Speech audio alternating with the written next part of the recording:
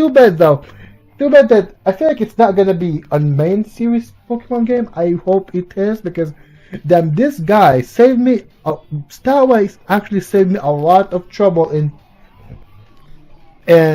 a lot of the major fights in Legends Arceus, and I feel like competitive wise, Starwise, I feel like Cleaver is definitely going to be a viable option for competitive and Wi-Fi battle. Like, this guy is too fast and has a good set of moves as well, like Swords Dancing. Although I'm not sure if the Agile style Struck Style. I hope it doesn't. I hope to goodness that Legends Arceus is the only game that has Strong Style and Agile style, because that legit messed up the meta game right there. So please don't do Agile style and Strong Style in regular Pokemon games. Other than that, Cleaver is quite the strong Pokemon. Saved me a couple times in the major fights, which is not very a lot. Legends Arceus. I love the design. Like the first time I saw him, it's quite badass. Like this layout alone, like it's literally a layout about Cleaver. Dude, the fact that it's also a branch evolution of Scyther. Like I love Scyther in general. You're gonna get spoiled, but number one is probably you know who. So without further ado, number 5 is Cleaver from Legends Arceus. Yo, let's proceed into number 4. Number 4, Araquanid. Like this Pokemon just freaking looks badass. Like with his eyes. I freaking love his design for this one, and the fact that it's also one of the strongest bug type in 7th generation, strongest Pokemon in 7th generation. Like, I freaking love this. Love this Pokemon in general, and the fact that it's also one of the totem Pokemon of Akala. Yeah. Stat-wise, design-wise, he just looks so badass for me, my dudes. So number 4, Araquanid. From Pokemon Sun and Moon, from the 7th generations of games. I've used it a lot of times in my in-game team. Not quite a lot in competitive, but I did use it quite a lot because it's quite a good Pokemon, not gonna lie. So I'm gonna be putting Araquanid number 4 on this list. Without further ado, let's proceed to number 3. Number 3, freaking Galvantula. Oh my god, unique typing alone. Galvantula is one of probably, if not one of my favorite Pokemon in general. Favorite Pokemon in 5th gen, like design wise, you got an A+. Then freaking design and concept wise as well. It's a spider. I kind of have loved spiders when I'm a wee little bit since I was a child. Yo, I like Galvantula's design concept. I like spiders in general, so yeah, give me that. And the fact that it's also I most utilize a Galvantula in competitive. This Pokemon can set up the sticky webs. Yeah, good setup Pokemon. It can also be good as an all-out offensive, because it has a lot of offensive moves. I've used it quite a lot in 5th gen when I was playing Pokemon Black and White and Pokemon Black and White 2. Yeah, I love Galvantula. Galvantula, probably one of my favorite spider-looking Pokemon in general. I love using it even in competitive, even more in competitive actually. So number 3 is Galvantula. Without further ado, let's proceed to number 2. Number 2, Volcarona. Yeah, Volcarona. Again, I'm cheating a little bit in there because I put Volcarona on my top 4 type Pokemon. Yeah, one of my top 5 fire type, and I'm putting it again, a repeat. Volcarona. Oh my god. The fact that I'm even using the Volcarona they show off in Pokemon Snap as well. Speaking of Pokemon Snap, I'm definitely planning to play that game in this channel, so yeah, stay tuned for that one. And the fact that it's one of the mini bosses of the again, this, oh my goodness, I freaking love Volcarona, yo.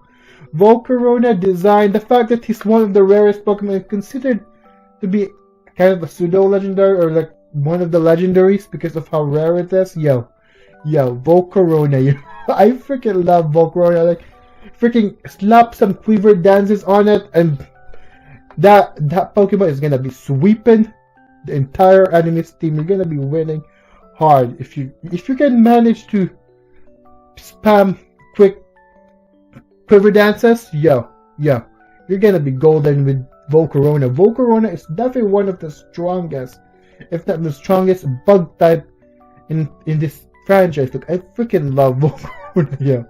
So, without further ado, let's proceed into number 1. And I did a little bit of a spoiler for number 1. It's going to be, of course, how could you make a top 10 list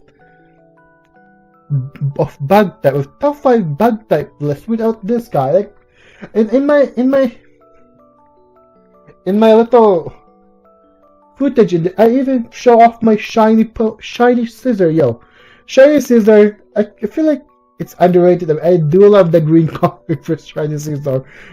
Because he's always so badass in the anime. His fight with Subtile back in the anime, when I was still watching the Pokemon anime religiously back in the day. Freaking his fight with Subtile was one of definitely my favorite. The Battle Frontier episodes. Oh my goodness. This guy in anime alone, even without considering me, the fact I'm always using Scizor in competitive, not really much in game because it's kind of troublesome. Trait evolution is more troublesome than Pokemon that evolves in happiness, because you have to have 2 consoles with the same game. It's kind of complicated stuff to get, so I don't utilize as much, and I don't utilize Scizor as much in game. More, I think you can actually capture in Pokemon X and Y. You can capture Scizor fairly late in the game as well, like after you beat Full Freak. So I never use Scizor quite actively in game. I always use it in competitive. That's why I'm so excited about Cleaver, because Cleaver, at least you can evolve it with a stone. Hopefully it's on the core Pokemon game, because I love to use Cleaver. But regardless, Scizor, my dude. Scizor alone. Scizor reminds me a lot of one of my favorite character of One Piece. I think the name is Inazuma. I always name it. I think I name it Inazuma. Inazuma. And then the designs. I love the design. I love this. I love the speediness of it. I love the Mega Evolution with the ability, with adaptability ability. Scizor is number 1 in my top 5 bug type Pokemon. Without further ado, that would wrap up my top 5 bug type Pokemon. I did find the number 5, so I'm just gonna have a little slideshow. I can find number 5 candidate in both my gameplays for Legends Arceus and Pokemon Sword and Shield. Apparently I don't have an Absol in Sword and Shield, and it's a very rare capture in Sword and Shield. So number 5 is Absol. Oh my goodness. Like, this is one of the designs where I primarily based on designs. Like, I love Absol. Like, Absol, the fact that its epithet is the disaster Pokemon, like every time this guy actually appears on screen, there's always an impending demise. Like, I freaking love that. I love the aesthetic. I love the epithet. Oh my! And the fact that this is actually one of my early Pokemon that I loved during my time playing Deluge RPG, which introduced me in Pokemon. Like, this Pokemon right here. The first time I used it, I freaking love it. The design, I don't know what about it. I just love the design. The freaking epithet of the disaster Pokemon. Freaking, I love everything about Absol. So number 5 is freaking Absol from 3rd generation of games. Let's proceed into number 4. The Dark and Ice type Pokemon from 4th generation evolved form of Sneasel. I mean, I love Sneasel to begin with, but Dude, the moment this appeared in the anime, because I actually, before playing the video games, I actually caught up to all of the anime. Like, I think I caught up to the first season, to the black and white season, and I freaking love Weavile. Like, Weavile, the first time it appeared in the battle, I think it was in the Battle Frontier. Oh my god, I freaking love it. The way it moves, its design, like its anime appearance in general is freaking fantastic. And it's one of my favorite setup kind of Pokemon where it just weeps ice shard of the field. Like, I love using it in Wi-Fi battle back in the day when I was playing Wi-Fi battle. I freaking love Weavile. So, without further ado, number 4 is Weavile, and let's proceed into number 3. This here I love primarily based on the story that of N. Like, I freaking love N's Zoroark. N's Zoroark is probably one of the most iconic one. And then there's also from my playthrough and Victory Fire, which is going to be on my YouTube channel, and maybe I'm gonna link it in the description below. I freaking love the story and the plot. The fact that it's one of those Pokemon when it has an entire subplot of its own in the game they're introducing, and it even has its own subplot in the Pokemon ROM hack, my favorite Pokemon ROM hack, Victory Fire. Like, just that fact alone makes Zoroark one of my favorite dark types Pokemon. Like, I love him in the stories of Black and White and Black and White 2, and even in the Pokemon ROM hack Victory Fire. Freaking chef's kiss. And the design, don't even get me started on the design. Like, how bad is this guy's design? And then of course its competitive viability, with it always fools me into believing certain Pokemon is leading the team. Like, oh my goodness, it's quite annoying to go against in a Pokemon Warrior battle, but if you're using it, you're freaking set. Like, you can actually trick your opponent with his ability. Illusion, I freaking love everything about Zoroark. So without further ado, number 3, Zoroark, and let's proceed into number 2. Come on now. Number 2, I mean, you know me, I love freaking Fortune. Like, Fortune is probably one of my favorite.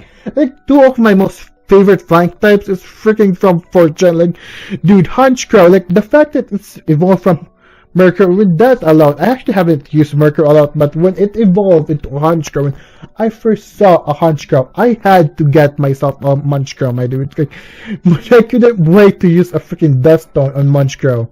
Like, seriously, I freaking love the design. I feel like it has a fedora. It's one of my favorite. I feel like it's underrated because of how good Staraptor. It's very overshadowed by Staraptor, but then again, I freaking love my Honchkrow over there. Honchkrow always wreck out, and it's also very, very versatile and competitive in Wi-Fi battle because you can run a physical and a special attacking, or even a mixed attacking Honchkrow. So for me, stat-wise, design-wise, I freaking love Honchkrow. So without further ado, number 2 is Honchkrow. Let's proceed to my number 1. I'm kind of cheating in putting Tyranitar here because Tyranitar is not primary dark, but how can I resist putting a Tyranitar? Not putting a Tyranitar in this. It's like, it's a dark type Pokemon. Like, oh my goodness, like, it's the pseudo legendary Pokemon for the 2nd generation. And 2nd generation is not really my favorite generation to begin with, but playing 2nd generation for the first time, I freaking fell in love with Tyranitar. Like, Tyranitar is just, based on looks alone, just pure screams badass just from the designs. Like, but when you get to use that, it's like you can wall it. You can literally turn it into a wall. You can literally turn it into an offensive Tyranitar. You can do a lot of stuff in competitive with this. Like, I wreck house. I've used Tyranitar in many of my Wi-Fi battles, many of my in-game plays, and I freaking love Tyranitar. Design-wise, Stat wise, freaking even in anime, like I love the Larvitar episode, the Larvitar subplot back in the Johto journeys in the anime. Like, oh my goodness, I freaking love Tyranitar.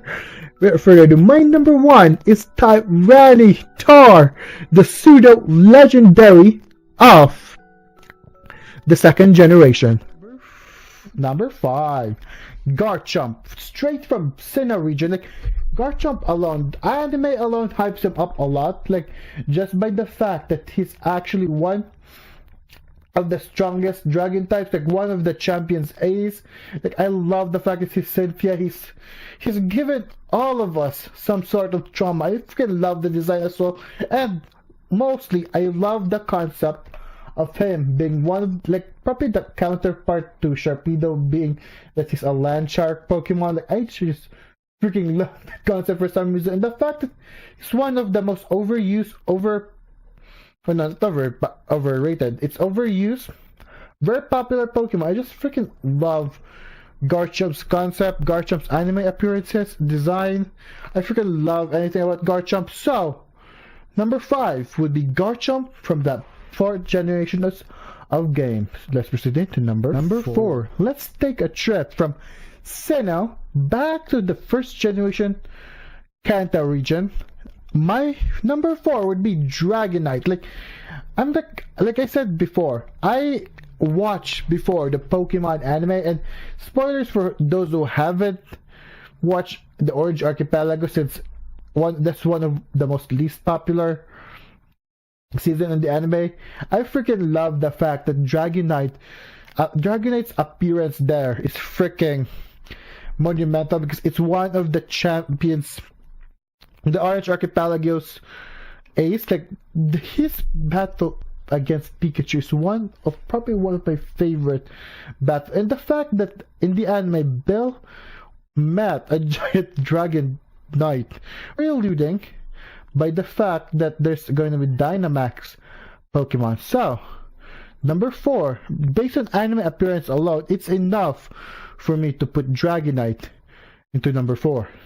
Without further ado, let's proceed into number three. Number three, I'm probably cheating a little bit because I put Como in my top five fighting type, but I will put Como again for dragon types, since it's primarily the primary dragon types. Dude, my dude, design alone, like I will probably say the same thing I said back in my top five fighting type Pokemon, and the fact that this guy has been the final boss of the freaking Sun and Moon games, the Ultra Sun and Moon games. He's literally the totem Pokemon without the captain, the final challenge. Like, just how intimidating, just based on design alone, his lore, his backstory. I freaking love Como. The fact that he's in the oldest trial site in Alola. My goodness, dear Lord, this is one, or if not, the coolest Pokemon that came out in freaking Alola. Like, I freaking love the moment I reach Vast Pony Canyon. I would legit have down, despite the fact that it's a rare encounter, I would have down Jangmao just to put him in the team. He's definitely worth to put in your team. Like, even if you get him so late in the game, I freaking love this mon right there. Kumo is one of my favorite totem or dragon type Pokemon of all time. So number three, taking on that number three spot in my list, is Como from the seventh generation of games. Number two, one of the coolest dragon type that I saw. The first time I saw Hydreigon, like, dude, just how imposing can you get? Like, just the fact that it's a dark dragon type, or the dragon dark type, like two of the most imposing kind of typing, and the fact that he has three legs, no, not three legs, two heads, like a Hydra kind of dragon. Like, I freaking love the design. Like, the shiny alone begs to differ. Like, the shiny with the green kind of coloring. Like, I love Hydreigon. Hydreigon is one of my favorite 5th gen Pokemon. And speaking of 5th gen, it's probably gonna be a little bit of spoiler. Number one, it's gonna be another 5th gen Pokemon. So yes, more love for 5th gen. So for me, Dragon type alone, Hydreigon alone, like, based on design, not even based on freaking stats. Like, it's imposing very imposing designs alone. Like the fact that it's also one of the most versatile kind of dragon types, because it can learn a lot of nifty tricks like Earthquake, can learn Waterfall, can learn Surf, a lot of really cool kind of type combination moves. Like, dude, I freaking love Hydreigon. Hydreigon will be in here for design purposes, but the stats, the stats skills right there. So without further ado, let's proceed into number one.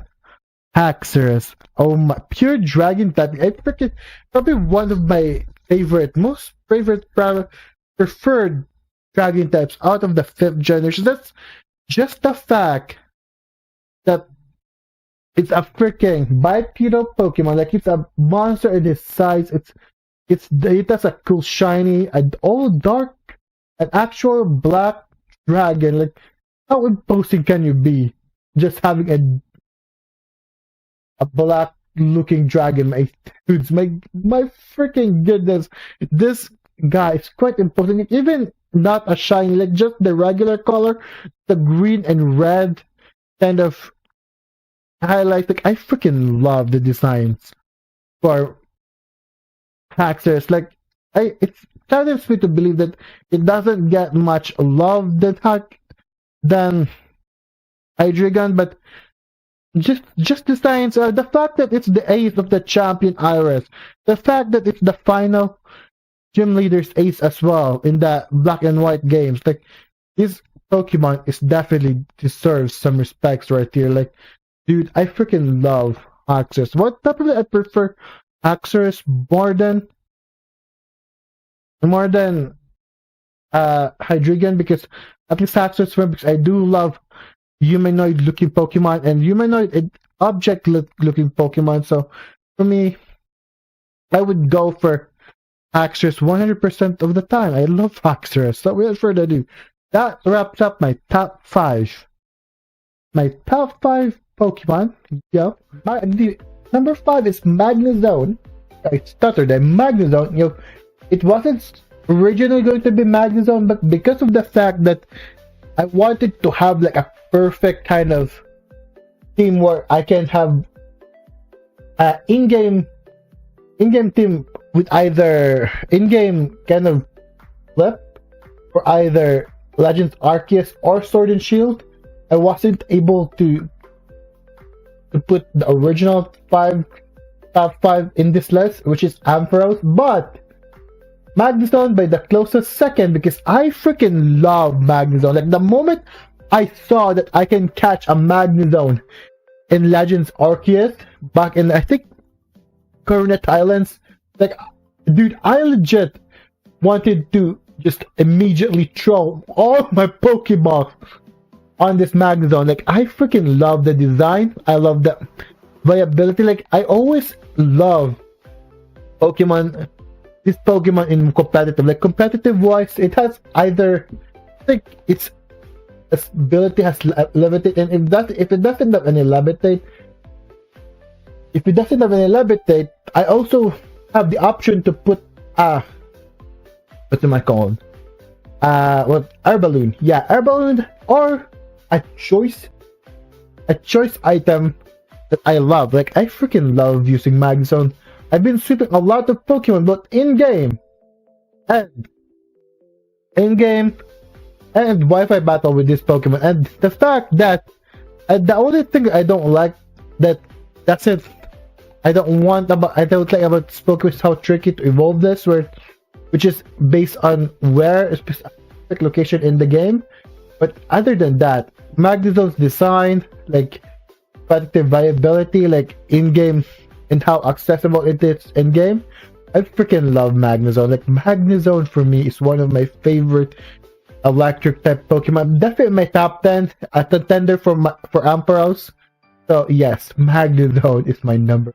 So without further ado, proceed into number 4. This is no surprise for everyone who watches my playthrough from Victory Fire, I believe Victory Fire and Resolute.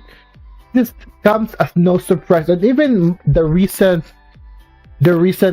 Legends Arceus and BDSP, I mentioned that I freaking love Luxray. Like, sure, Luxray didn't have a competitive viability. It doesn't have competitive viability, but in the anime, just how it was presented in the anime, like, I freaking love the aesthetic, how cool it's designed, the fact that apparently Clement is short enough to run, which is concerns me. Pokemon scientists really are very inconsistent in the Pokemon anime, but regardless, Luxray just looks badass, like looks intimidating. Like, sure, it doesn't have competitive viability, but I love it from this one of the Pokemon that I love it from the moment I saw it, like the first time I saw it, like freaking Luxray design. Not the greatest in stat, because I feel like they could have done better the stat wise, because yes, I feel like this is one of the slower Pokemon in this team. Like, it's not known for speed, but it's quite awesome. Like, I feel like it should be the fastest because it's on 4 legs, but apparently it's not known for its speed, but it's known for either special attacks, or I do rate either a special attacking Luxray or a physical attacking Luxray, which is, I believe, just Spark for me. Either Spark or the Fang moves. Like, I freaking love Luxray design wise, like design, aesthetic, like even the presentation in the anime. Damn, this Pokemon is just amazing for me. Without further ado, number 4, Luxray. Let's proceed in. Number 3, which comes as a big surprise, but Vikavolt is actually one of my favorite Alola Pokemon. The only thing that I don't like about Vikavolt, aside from its design, although the stat department is quite lacking, it's in-game, in 7th generation games, it's the most unattainable Pokemon, which you can only get. You can only evolve your Charjabug to Vikavolt at the very last area of the game, the Vast Pony Canyon. Like, it doesn't even make sense, because technically speaking, it should have been the Ula Ula Island, which is home for Sophocles' trial, because that's actually where freaking Vikavolt is a totem of. Like, why couldn't they move it there? Like, evolve your Charjabug there? But regardless, design wise, this is probably one of the Pokemon that design wise I freaking love, because I haven't really seen much of it in the anime. Then again, I kind of slowed down watching the anime ever since Pokemon X and Y and Pokemon Black and White. So yeah, regardless of this, Vikavolt or Vikavolt, I don't know how to pronounce it. Vikavolt, maybe? Yeah, I'm gonna go for Vikavolt. It's one of my favorite design wise. Like, it's literally just a freaking beetle. Like, I freaking love this Pokemon design wise. Like, design wise, and then the stat department, quite lacking, because I think it was known to be one of the slowest for me. So, and the fact that it's unattainable means that I only love this. It made top 3 in my top 5 based on freaking design alone. So yes, but I will also accept that as a contender. So it's a very price of different reasons. So yes, number 3, Vikavolt from the 7th generation of games. Let's proceed into number 2, shall we? So a little bit of a break for our top 5 list. As I mentioned, I'm going to be planning to upload this in my second channel, the N4King Battle Tube, solely because I want the opportunity to thank you guys for the support and growth of this YouTube channel. If you guys don't know, I've been uploading content on this channel, sort of like a highlight podcast style kind of format. I love uploading in this channel. It's sort of an archiving all of my previous older Pokemon content, anime and Pokemon content over at Infinite King TV, which I plan to do more of a live stream kind of content there. So, without further ado, thank you guys so much for your support and for subscribing on this YouTube channel. I do hope that you guys continue to support me, and please click that subscribe button. If you are a new viewer, click the subscribe button. Thank you guys for watching and subscribing and liking this content of mine, my videos up in this channel. And that's the reason why I actually decided to ultimately upload this on the second channel, because I just want the opportunity to thank all of the new subscribers in this YouTube channel. And also, this is very right. This is just so, it feels so right, because originally this YouTube channel is known as the Emperor's Cake or Emperor's Night, which then I decide to, I guess that, and just decide to revert to my original first sort of username. So the Infinite King Battle Tube is now its username. So it's just righteous for me to. This is the reason why I wanted to upload the electric type list in this channels, because of that little backstory. So yeah, and I also want this opportunity to thank everyone to subscribe to this YouTube channel. Thank you guys so much for watching, and I do hope that you'll like the videos that I'm about to plan. I've planned out a lot of the archive videos that are originally from my main channel, the Infinite King TV. Like, planned out all of the anime things that I want to upload and all the Pokemon things, which is, by the way, it's going to be the only one that I'm planning to do for the Pokemon content is Victory Fire highlights, and which is I already prepared all of the thumbnails and stuff for that. And then sooner we'll also have a lot of anime discussion planned out, previous anime discussion from my main channel. So yes, so you guys know that there's a lot of anime and Pokemon related content coming up on this YouTube channel, so please do subscribe. Without further ado, let's continue on to this list, shall we? Number 2. This doesn't surprise, and I think it's a surprise because I haven't really completed a Sword and Shield later in this game yet, but Toxtricity is literally the polar opposite of Vikavolt, and Vikavolt doesn't have any attainability in game.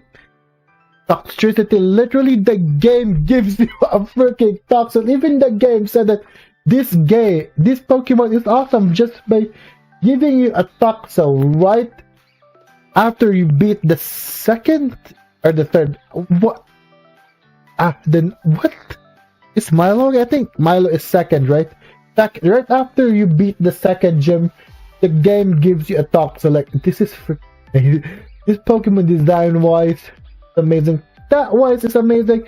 Even the game lets you know that it's awesome by giving him a freaking awesome Gigantamax Pokemon, like Gigantamax form. Like, damn, freaking the amount of fan service and how strong it is. Like, I've swapped a lot of in-game Pokemon with this Pokemon. Like, just also the design, like the punk rock kind of design, reminds me a little bit of the aesthetic of Kid, like one of the Supernova from One Piece. Like, reminds me of the aesthetic for Kid. Like, I feel like if Kid were to suddenly go to Pokemon Sword and Shield and capture a Pokemon, this would be Captain Kid's Pokemon. Like, right? It screams Kid so much, my dude. This is Captain Kid's freaking Pokemon right here. Like, damn, I freaking love the design, the punk rock kind of design, like the band aesthetics for it. Like, even them playing the band at the very end of the Pokemon Sword and Shield game. Like, damn, I freaking love the lore, the aesthetics, the freaking band aesthetic, the punk rock, the design, the stats, how strong it is, how very much attainable Toxtricity is. I just hope that Toxtricity Ash gets this Pokemon, because this Pokemon Probably one of the most awesome Pokemon in Generation 8. So without further ado, number 2, Toxtricity. Let's proceed into my number 1 Pokemon of all time. Electric type Pokemon of all time. Yeah, number 1, Electivire. Like this I don't even use Electivire much in game and even in competitive, but this is here purely because of Paul. Like one of Ash's best rival in Sinnoh. Like I'm a 4th-gen simp, but especially in Diamond and Pearl anime, like I feel like the Pokemon team that was working it actually stepped it up, like by giving Ash a fitting rival with Paul. Like I love Paul ever since their relationship with Chimchar. Like damn, one of my favorite Ash rival of all time. Like I know I've been simping hyping up 4th gen a lot. I love 4th gen. Like the 4th gen remakes may not have come as expected. Like that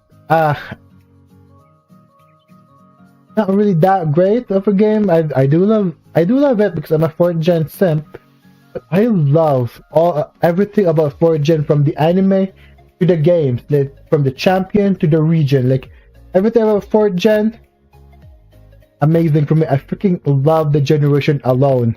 Based on my username, I freaking love 4th gen, and the anime definitely made it very prevalent for a reason, because I love the anime for this game. Like the final fight between Infernape and Electivire is probably still one of my favorite Pokemon battles in the anime so far. Like damn, that was an intense, emotional kind of roller coaster of a battle. Like that's discussed here, and that alone made Electivire on my top 1 favorite electric type Pokemon. That would be it. This is gonna be a surprising cut end of the video, because midway point of all my top 5, I tried to do a compilation video, but I wasn't able to compile it because halfway through the video file got corrupted. So instead, I'm gonna be putting an entire playlist right there on the screen right now about all of my top 5 that I've created so far. And without further ado, that would be it. And if you still enjoy this content, this very much so of content, please leave a like and subscribe. I will do a lot of in this channel. I actually do a lot of long form sort of content, so check those out in my channel right there. There's a little circle on my channel and the main channel where I live stream. Without further ado, see you in the next video. Bye. Hello everybody, and welcome to another new video. This is not gonna be a top 10 One Piece video, but in this video I'm gonna be opening this little box over here. Actually, I tried to be cheap in my collection right now, and there's only 3 packs on here, but it is a special pack for Mr. Rhyme for Shining Fates. Without further ado, if you do like my unboxing of the Shining Fates Mr. Rhyme edition, give a like and subscribe for more awesome and card unboxing videos. I was looking for more unboxing, for more trading cards. It's kind of hard to hunt them down nowadays. I mean, I don't know why is it so on demand nowadays. Maybe because people are bored with the quarantine, that they feel the need to stock up on Pokemon cards. Like seriously, well, how hard is it to get this like right now? Like it's literally, they overpriced it too. So I'm so glad to get my own Shining Face right now. So without further ado, just leave a like and subscribe for more awesome trading card unboxing. Yeah.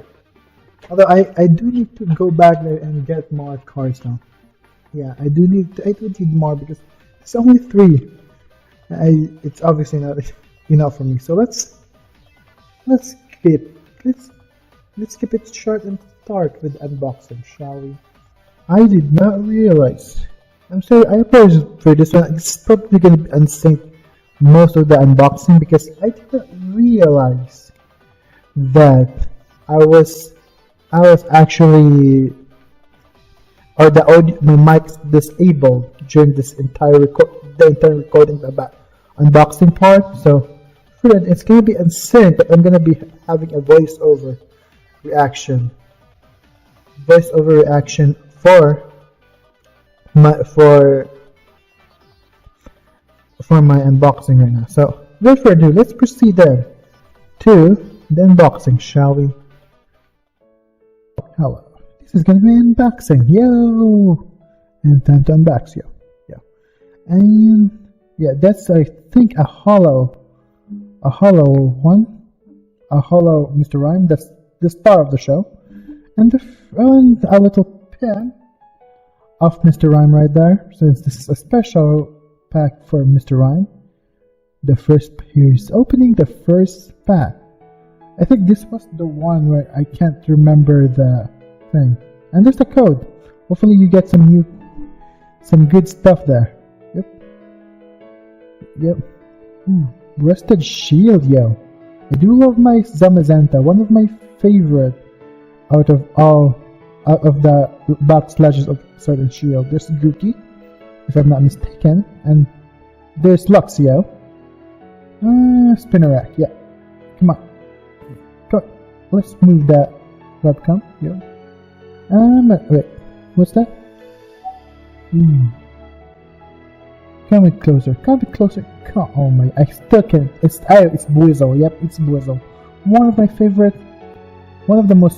the cutest out of all the Gen 4 water starter Trapinch. Oh, I'm just beating through right now. What the heck? That's the rare thing. Yeah, the rare is a reverse Cramorant, and a Horsey, Misty's favorite, and an electric energy. Second pack, you guys. Be careful with handling your scissors. Yo. And second code. Yo. And I do love the designs for the gym trainers and Sword and Shield. Yep. There's a Tropius. Yo. A repeat actually. It's Grookey. Oh. Thwaki, yeah. That's probably, the first one has a Thwaki too. Correct me, I'm not mistaken. There's also a Coughing, there's a lot. I think that was a Luxio there. And then a Horsey, I think that's a repeat, a Grookey again. The rare of this box is actually, Grookey, I do love my Grookey with that. All of the starters for Sword and Shield is quite cute actually, despite the fact that I'm Team Scorbunny. I do love all my Sword and Shield starter.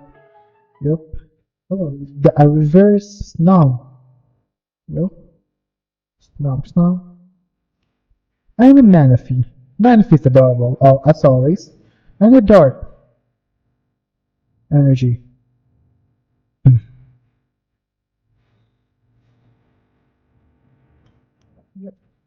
Yeah, I'm just organizing my stuff here, separating all of my rare in the process. Yeah. Hey, hey, recording me. Keep opening packs, man. Don't talk, yo. Oh, there's a Toxtricity. Yeah, I can't remember this when I was recording the name, but it's Corviknight. The second one is Corviknight. I keep forgetting Corviknight's name. It's like the fact that I love that flying type. One of the strongest starting bird of all time, man. I love my Corviknight. I just did this time Corviknight, man. And there's gonna be the last. Oh no, the second to the last. There's another code that will be revealed at the end.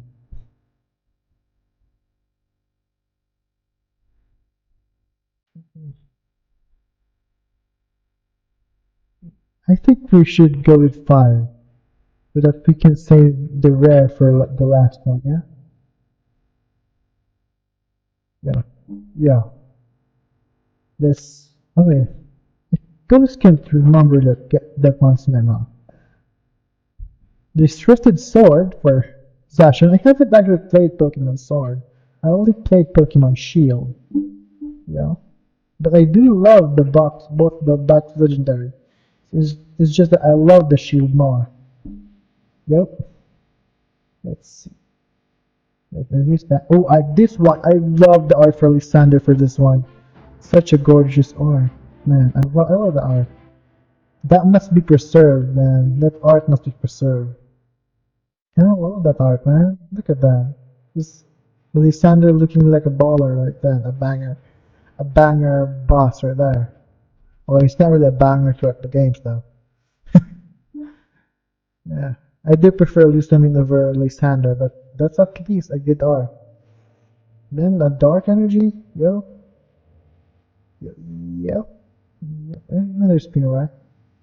Another spinner. Yep. Yep. Yep. Let's see. Let's try to remember which one. Which one? Oh, is that? I think that's a Loxia. I can't. Okay, that's a yeah, that's a Loxia. And the next one is a Horsey, of course. And let's try to remember which. Where is this again? This there. Yeah. Yeah. Yeah. I. Oh. Oh.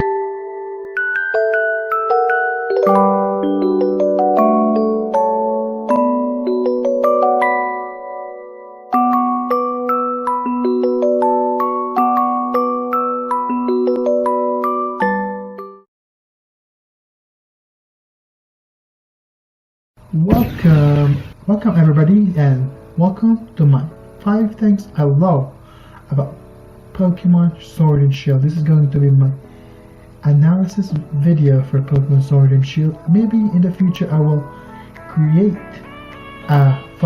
things that I hate about Pokemon Sword and Shield, but for now I will be listing out what I do love about the game. And you know what, I want to upload some Pokemon videos into this channel again. Originally this channel was supposed to be a Pokemon channel, and it's kind of given because my channel name is The Infinite King, which is one of my favorite starters, are literally on the title, The Infinite King. And you know what, and my OC for this for my YouTube channel is also kind of designed on Infinite. But if you actually look back at my previous videos, you can actually see that previous channel trailers, you can actually see that the majority of my OC is based on Infinite. So you know what, I will upload some Pokemon videos in this channel. Yeah, maybe because I'm still figuring out how I can upload competitive videos. I do love random Wi-Fi battles, and now that we have Pokemon Home, and I actually already grabbed my 6th gen, my 7th gen, and Pokemon in my on my Pokemon Sword and Shield now. It's already in the game, so maybe I'm gonna create a Wi-Fi battle for you guys. With that being said, let's begin on the list, and please leave what you do love about Sword and Shield in the comment section.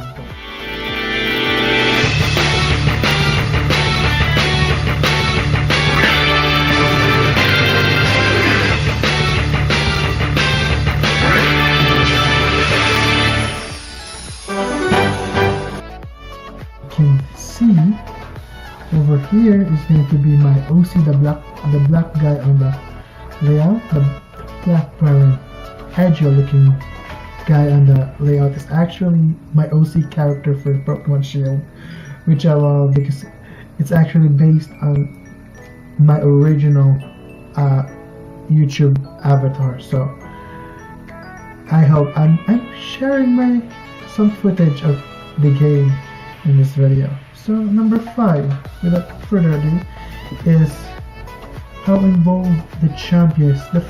Yeah, I put it last in the last part because I kind of like that the champion is involved in actively stopping the main antagonist in the story, but I also don't like the fact that the player is kind of not involved. Like, I want it to be like in Pokemon and 4th gen where Cynthia assists you from actively stopping Team Team Galactic, but it's not like she's doing it all by herself. It's just helping you. But I like the fact that the champion actually actively stop it, but I don't like the fact that the player is not involved. It's just Leon all the way. So that's why it's the last part. Number 5 is how involved the champion is in stopping or actively stopping the main antagonist plan. 4 is the characters, the gym leaders, the rivals, the professor. I love their character designs, their character arcs, how they develop throughout the series, and basically all of those factors. I love the characters. I think by far, aside from the 4th gen games, I actually love all of the characters introduced in Pokemon Sword and Shield, like especially Sonia and Marnie. They are waifu materials, definitely. Like, all the gym leaders are phenomenal. I love it. Like, this is by far the first game that I actually love all of the gym leaders, because I kind of love all the trial captains in Sun and Shield, but there's some people that is just forgettable to me, and the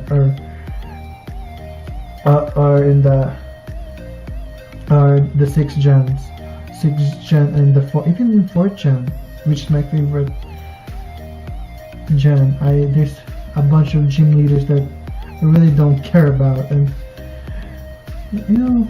there are some gym leaders that I actually haven't, like the Ghost gym leader from Pokemon Shield. I really don't, he really didn't stand out for me, but all things aside, majority of the gym leaders are actually good for me, but the characters, the champions, the professor, Sonia, Marnie, even Pierce, I love everyone in this. I love the characters. So number 4, the characters is one thing that I love about Sword and Shield. The Champion League. Oh my god, I love the Champion League. This is the first time that they actually tried to change the formula for the Champion League in a typical Pokemon game fashion. It's usually just fighting the Elite Four and the champion. That's always the formula, but they change even in Ultra Sun and Moon and Sun and Moon. It's still the same format, but in this you actually don't fight the Elite Four, which I absolutely love.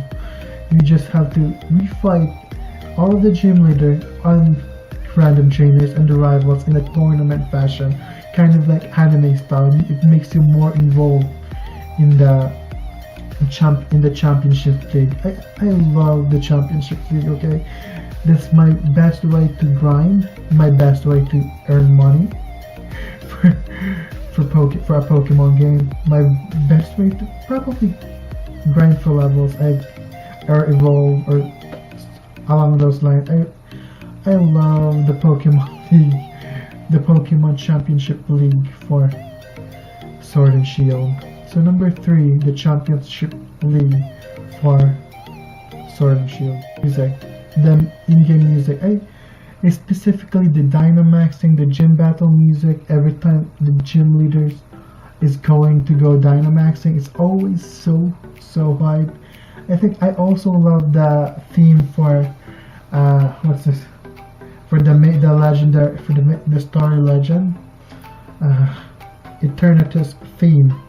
I love that Champions theme. I love that. My favorite is by far this. I'm kind of scared to play this because copyright claims, but I'm gonna show like the first second of it. But you know what? This one. That is just epic. That is epic for me. The gym battle, my favorite theme. I think by far. It's not really a redone, but I think it's another new theme. I'm not really good with judging music, but you know what? I'll say that's epic. And every time that plays, I always put the speaker on max on either my headset or the speakers. So number 2 is the music of the gym leaders, the legends, and the champions. With that being said, let's go to the number 1 spot. Yeah, for the wild area. As if it's not going to be the wild area, really. It's by far the best feature in Sword and Shield. All of the Dynamax band, I love all those, the mini games, the fact that you can interact with other players. I love that, but you know what? It's just exploring the wild area. I spent most of my time playing the game just exploring the wild area, the vastness of it. And you know me, I love Breath of the Wild, and it reminds me so much of Breath of the Wild. And like the fact that you can control your camera, it's like this is the next generation of Pokemon games, which I am currently enjoying right now. So for me, the wild area will always be the number 1 thing that I love about Sword and Shield. Like, even if I just ignore the fact the mini games is kind of underwhelming for me, but I love all of the features. Like there's even a daycare on it. You can breed Pokemon in the wild area. I wonder if the expansions DLC that they're introducing in the summers and fall will have an expansion for the wild air, which that is gonna be amazing if there is an expansion, because it's so vast. I think I'm still exploring it right now. Like, oh my god, I just love the wild area. Number 1 will be the wild area from Sword and Shield. It's done. My review for Pokemon Sword and Shield is finally done. Of course, I will be uploading what I hate about Sword and Shield, but for now, I at least have done the things that I love about it, or like half of the review of it. So for now, let's settle with this one. But you know what? I want to actually get started on uploading Pokemon videos.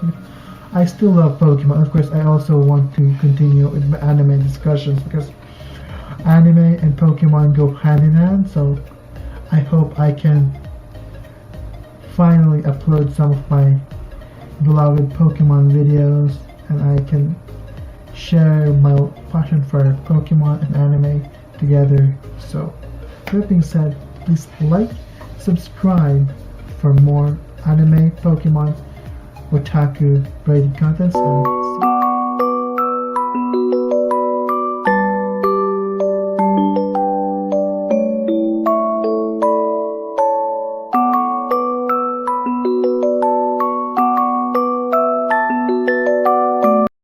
hello and welcome everybody, and I am back once again with another top 5. This time we will be starting off with our non-type kind of different top 5 Pokemon.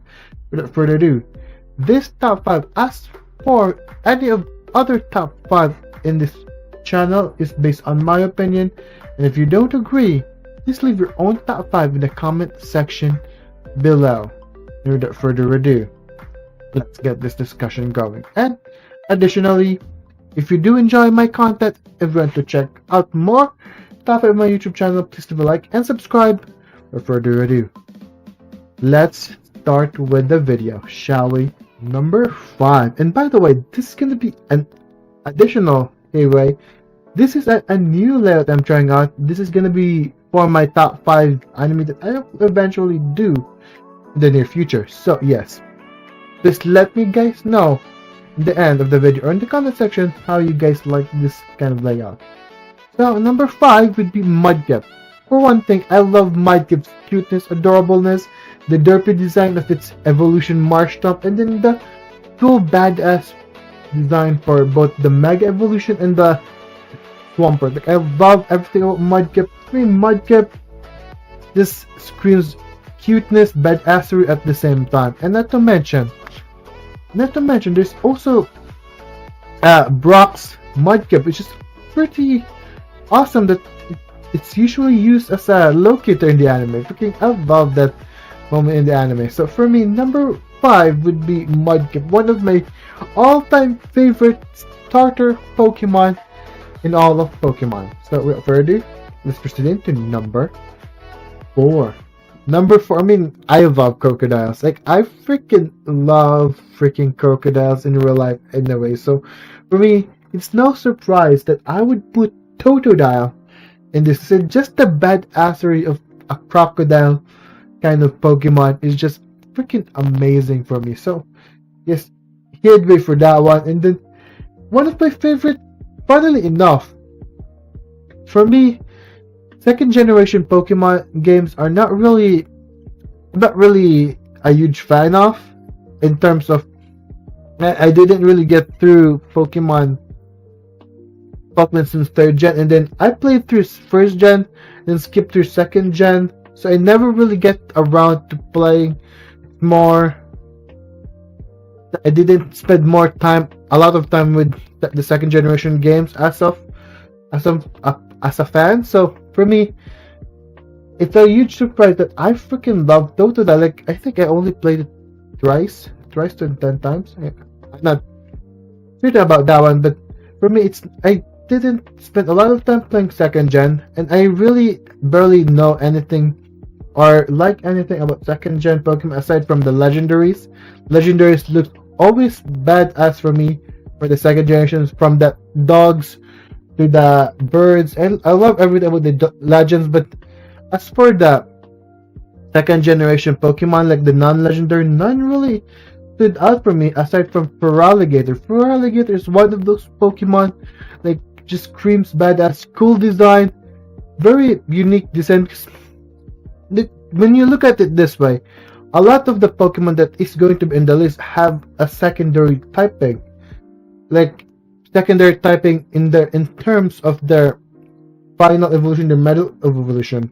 But second generation starter for me doesn't stand out because, well, they don't have that secondary typing for their evolution. So for me, the thing that I'm looking for Totodile that I love so much is its design, and of course it's how prominent he is in the anime. Like the cool dance that he does in the anime back when Ash was still traveling through Johto. Oh my goodness, that was just adorable for me. So with Totodile, in terms of anime design, how cute and how terrifying a crocodile Pokemon can be, just everything about that, it stands out because I was really a huge fan for me for second gen. So just having Totodile stood out amongst the crowd in second generation for me is just chef's kiss to me. So without further ado, number 4 is Totodile. Without further ado, let's go for number 3. Number 3 is of course Scorbunny. Like, you guys know that I freaking love Scorbunny. The first time I saw Scorbunny in the Sword and Shield trailer, I mean, I immediately thought, oh, I don't care if this Pokemon evolves like none or bilateral or bipedally, but I just want to see him evolve, and it's a cute bunny design. Oh my god, I immediately fell in love with Scorbunny. So for me, you know me, I freaking love Cinderace. I didn't even care if it's gonna evolve bipedally. Like, are you serious? I freaking love Scorbunny in general. So yes, number 3, it's enough for me to put number 3, and plus it's a recent game, so of course I'm gonna be picking something in that game. So yes, without further ado, let's proceed to number 2. Hello and welcome to another top 5 starter middle evolution. Am I recording this the same day? You guys will never know, but I certainly will. So without further ado, as for any of my top 5 in this channel, these top 5 starter middle evolution will be based on my opinion again.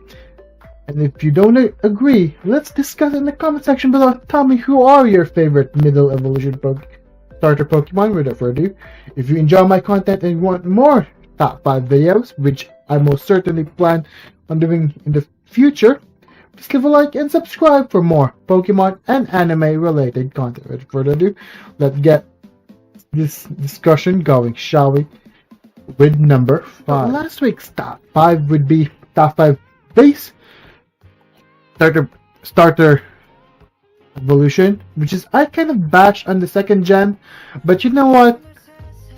I can't take it back because Quilava, for me, design wise, is sort of slick. Like, I freaking love, as a design perspective wise, Quilava is so slick in terms of design. Like, the anime appearance that it has during the Diamond and Pearl anime, where Ash's Cyndaquil evolved into a Quilava, I freaking love that. Not to mention the Dawn also got the Quilava, freaking love that. The design wise, my dude, when I first saw it, I was like, whoa, I feel like that needs to be a poppy Pokemon. Like, I freaking love how cute and slick the design is and how fast it can be. I mean, I do love my Typhlosion, but Quilava is most certainly up there in the top 5 fire type middle evolution. I just love this pure slickness of the design. So yes, number 5 would be Quilava, just purely based on its design. Without further ado, let's proceed into number 4.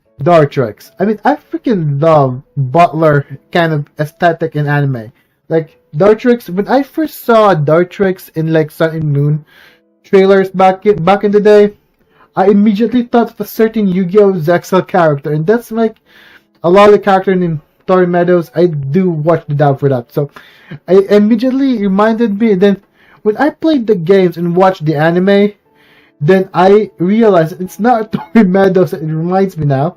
It reminds me more of a Butler sort of aesthetic, which makes sense because that is what I'm getting the vibes when it evolves into Decidueye. So of course it makes sense. It's more like a freaking Butler than Tori from Zexal, but regardless, the design for me, it's just so awesome. It's just very joyful. I do love the quirky design of it.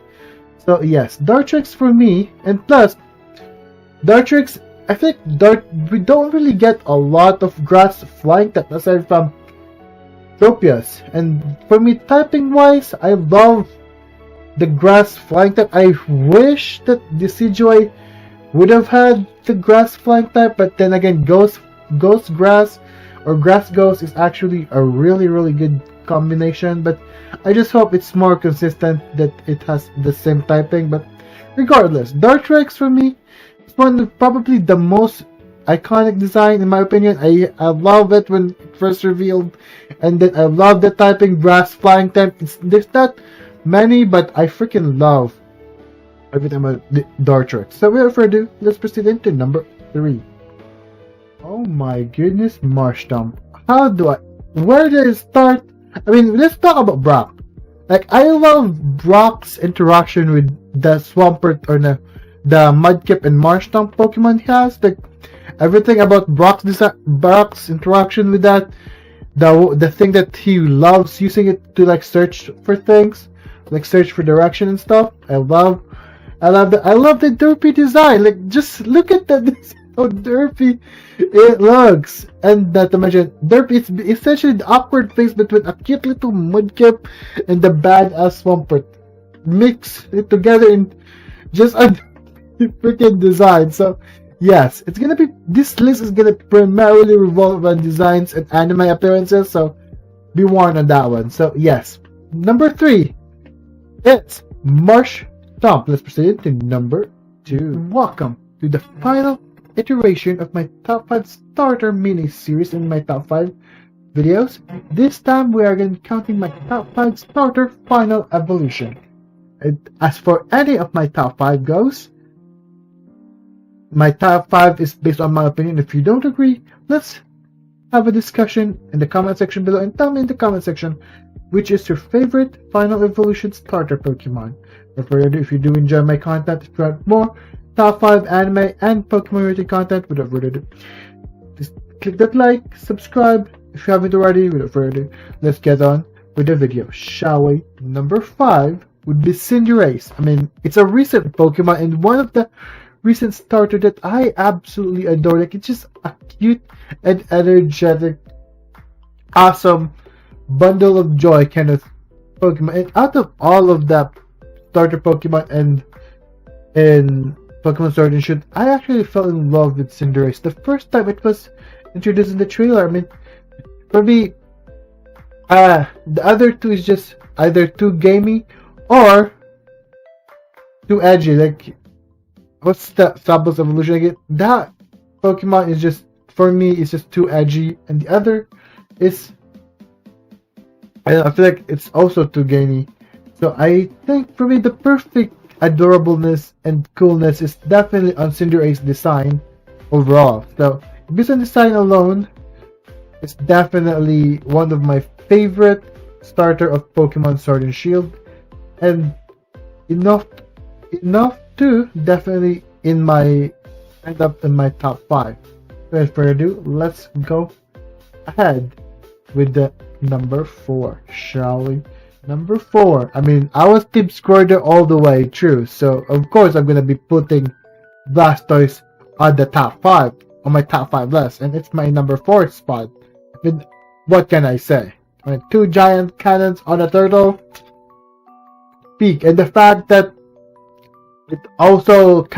it's canon that our rival, both in games, in the manga, and even in the anime, uses a Blastoise. Just saying. I'm just saying. Gary using a Blastoise, badass. Ash using a Charizard, awesome as fuck. So yes. I am gonna be Team Squirtle all the way through, and yet number 3, you will be surprised on who it is. I mean, I may be Team Squirtle. I would be biased to no. Despite the fact that this Pokemon is already overrated as fuck, I would not be biased enough against Charizard, because in the anime world, as an anime fan, I know how iconic, how huge of an impact in the anime world it is. I mean, it's one of Ash's main go-to Pokemon. It's one of his strongest Pokemon.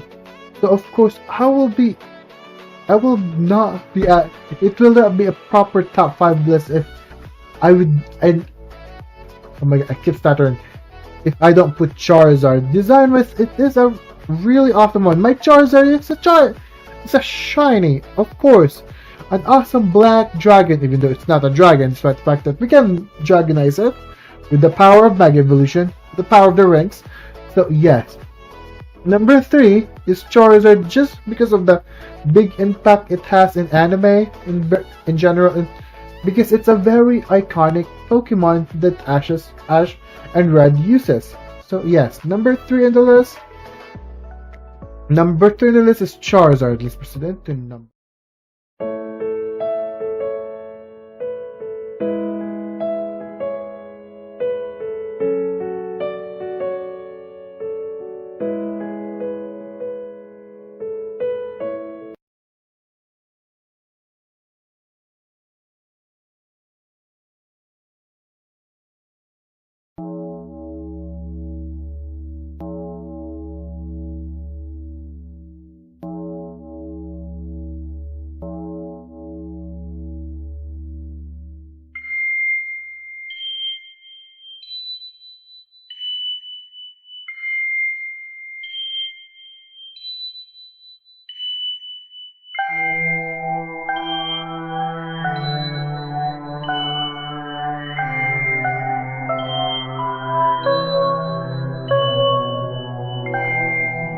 Yo, Pokemon fans!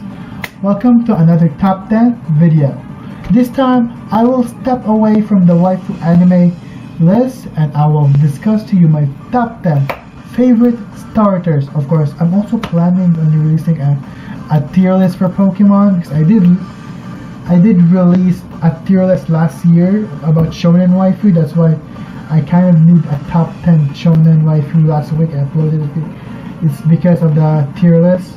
So without further ado, let's get started with the list. Oh, before all that, I won't be including base stats on this because this is only my preference and what I always use every time I replay a Pokemon game. So without further ado, let's get on started with our list. Number 10, Incineroar. Okay, Incineroar, I actually did like the fact that it's in Super Smash Brothers. I feel like out of all the starters, it's basically the only one that can be in Super Smash Brothers out of all the Alolan starters. And take note that this is actually one of the two starters that I'm going to be putting here, that is Alolan starters. So without further ado, let's proceed into number 2. The only second gen starter in this list is Feraligatr. I don't know about Feraligatr, but since I first used it when I played Heart Gold and Soul Silver, or any ROM map that I played through, I always get a Feraligatr, and even when I get the chance to capture it and fire it in Leaf Green, I actually always get a Feraligatr right in the Savvy. I think it's available in Saviana, and I'm not really sure about that. I need to fact check that, but that makes it, I really love Feraligatr, and I think it's one of the most powerful of the Johto starter. I'm not really sure about that, but all I know is Meganium is definitely not one of those starters, those strong starters. So with that being said, number 9 is Feraligatr. Let's proceed into number 8. Number 8 is Cinderace. Okay, this is the only, yeah, this is probably the only, let me double check. Yep, this is definitely the only one, the only 8th gen starter in this list. Okay, I mean, it's a soccer player. Like it's a freaking soccer player. What do I need to ask? Like, what do I need to say? I love its aesthetics. I love its designs. The fact that I feel like it's the fastest one in all of the Galarian starters. Like even Scorbunny is the cutest one of all the Galarian, and definitely Team Scorbunny. The first time I played Pokemon Shield, I actually took a Scorbunny as my starter. So Cinderace all the way through. I love Cinderace. I'm excited for that Gigantamax and BT Dubs. I'm gonna discuss Gigantamax later on in the future, maybe as a review. So without further ado, my number 8 is Cinderace, the only Galarian starter on this list. Let's proceed into number 7. Okay, number 7, the seventh gen starter in my list is Primarina. I actually love Primarina better than Incineroar because of course it's because it's a mermaid, and you know the most popular mermaid that I actually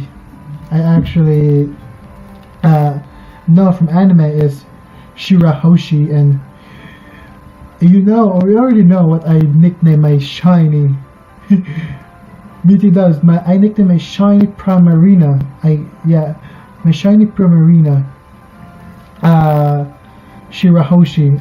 I think I should show a picture of that one. I think I will really show a picture of that one. Without further ado, number 7 is Primarina just because it's a mermaid. Even though I don't really think, no, I feel like I don't think it's the strongest starter. I'm gonna fact check that again. But I just really love the design of Primarina. Without further ado, number 7 is Primarina, and let's proceed into number 6. Number 6 is Greninja, and yeah, this is the only 6th gen Pokemon with good reason, because I don't really, it's actually the generation that I have Pokemon. I have like least interest in Pokemon, because the first time I played X and Y, I played with the Fennekin starter, but the final evolution for Fennekin is ugly as heck, and then I'm not a biggest fan of the Chespin line too, so without further ado, I actually love Froakies actually grown on me. Froakie is by far at least the cutest one out of the Kalos starters. And then, of course, the most viable one for competitive is, even for competitive, is Greninja. And I totally understand why Super Smash Greninja is in Super Smash Brothers, because it's just overall a cool looking Pokemon. And without further ado, number 6 is Greninja, just because of aesthetics, and it can also be because I love Wi-Fi battles. I love playing around with Greninja in Wi-Fi battles as well. So number 6 is Greninja.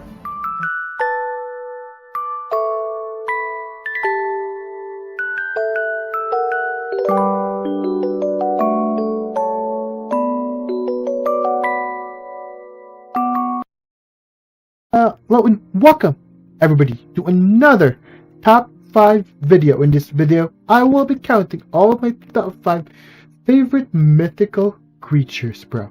Without further ado, this top 5 is probably a little bit different because mythical and legendary, there's really little to know like differences between the two. So what I count as mythical in this video, mythical Pokemon, is the kind of mythical that are, well, only available via events in the original games. Like for example, Arceus is only available if you have a certain code back in Diamond and Pearl, a certain event unlocked, or Darkrai, kind of those mythical Pokemon.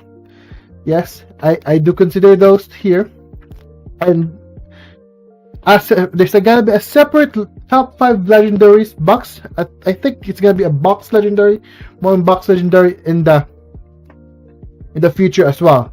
As a matter of fact, next week. So without further ado, as for all of my top 5 in this channel, it will all based on my opinions. It's not gonna be based on stats, because if it's based on stats, just go to Boobapedia. Boobapedia is the place for you, and it's not gonna be based purely on designs. So yes, it's gonna be based on my preference or what I love or I don't like about the Pokemon. My own opinions. Yes, it's a big O word. So if you don't agree, please leave on your own top 5 or your own favorite mythical Pokemon in the comment section below, and let's get this discussion going.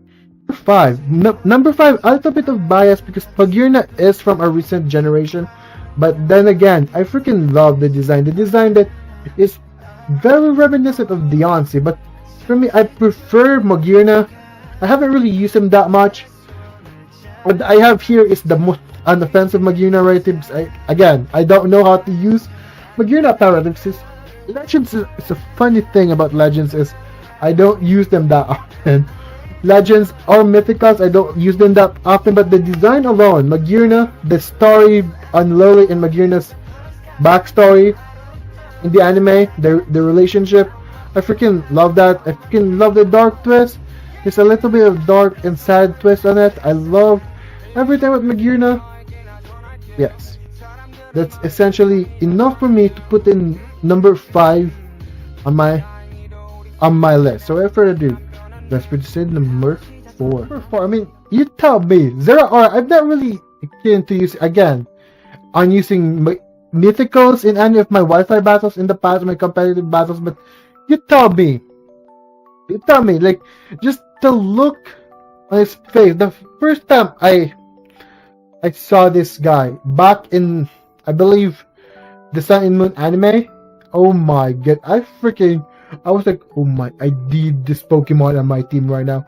This is one awesome looking Pokemon. It's very slick, very leopardy kind of creature. I love it. I freaking love Pokemon that this kind of looking. Reminds me of a little bit of a Lucario looking. I freaking love Zeraora. And the fact that it's very fast and reminds me a little bit of a specific Black Clover character. I always go through anime. Like, it always reminds me of anime because I love anime. Yo, it reminds me of my favorite character in Black Clover and Black Bolt. Yeah, that's probably the nickname of my Zeraora in my shiny Zeraora in there. Oh my goodness! Just the fact that it reminds me of one of my favorite characters. The design, the appearance it has, the subtle appearance it has in the anime. Yo. I'm impressed. Like the move Plasma Fist as well. Like, dude, the aesthetics, bro. The aesthetics, like chef's kiss right there. I freaking love Zeraora overall. So yes, number 4 is Zeraora. Number 3. Well, I mentioned before that I don't use mythical and legendaries as much as I have back when I was playing competitive or Wi-Fi battles.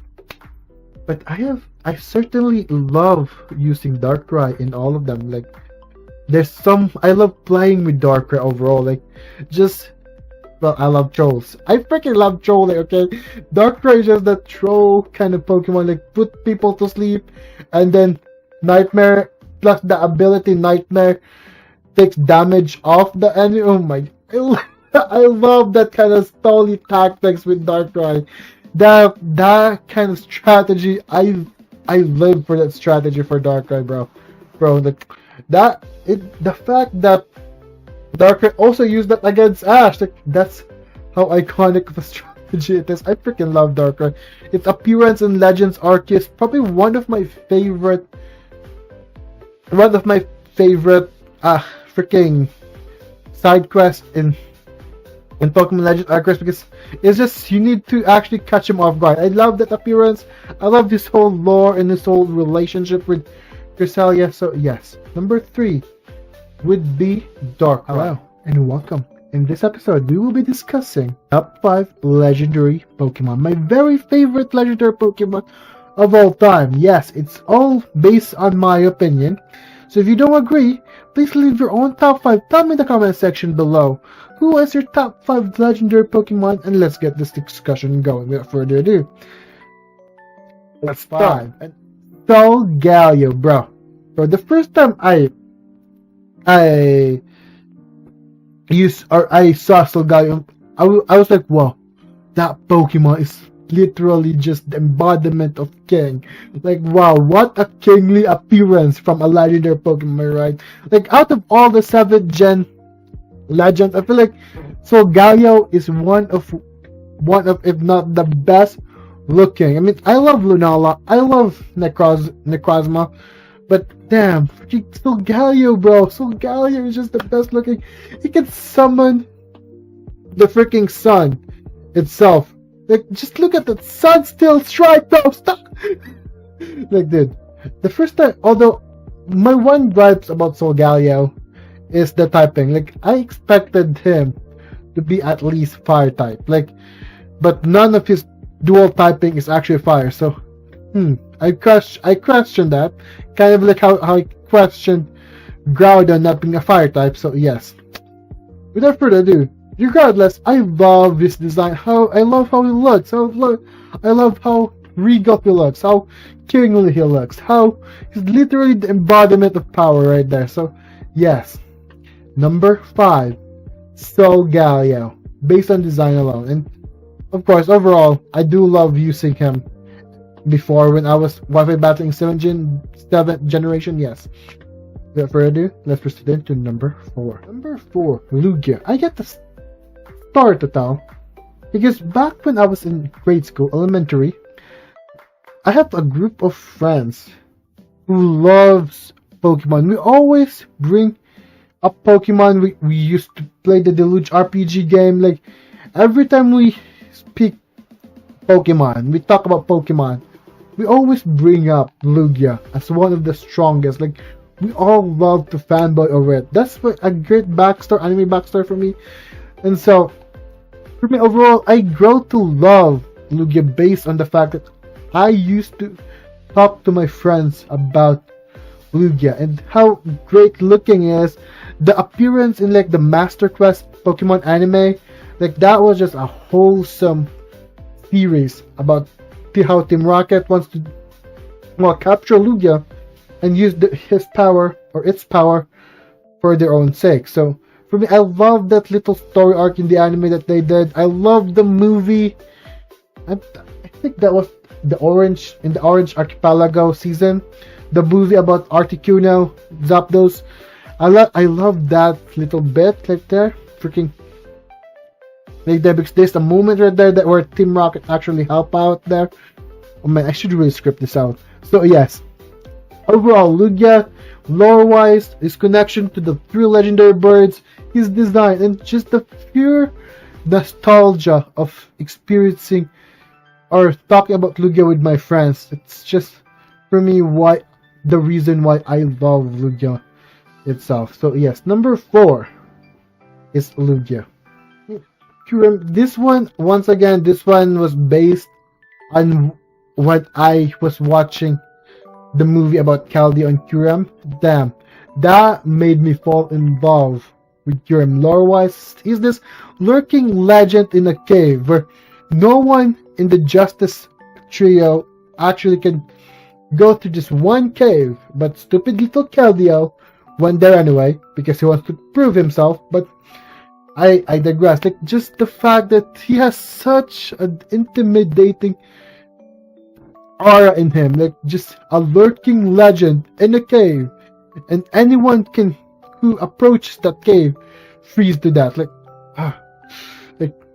that big chef's kiss. I freaking love Kyurem's lore there. From there on, I fell in love with Kyurem. I think out of all the Pokemon in the legendary Pokemon and Pokemon Black and White and Pokemon Black and White 2, Kyurem is definitely my favorite design-wise. And I'm not even counting, because I'm counting the fusion forms for Kyurem White and Kyurem Black. I'm not even counting both of those because, damn, I prefer pure unadulterated Kyurem.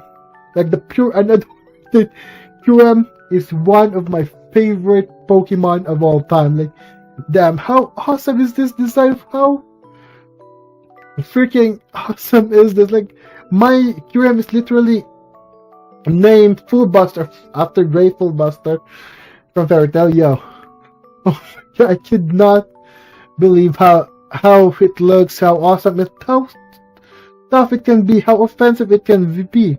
Very offensive. I love using it in the competitive scene as well. So yes, for me, Kyurem, GOAT of the 5th generation game. Yes, without further ado, let's proceed in.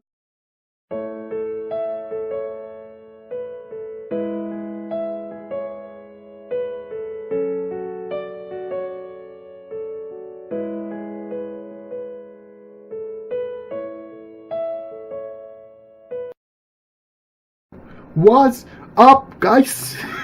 Oh my god, that was cringe. So, in this top 5, this week's top 5 will be top 5 gym leaders that I love.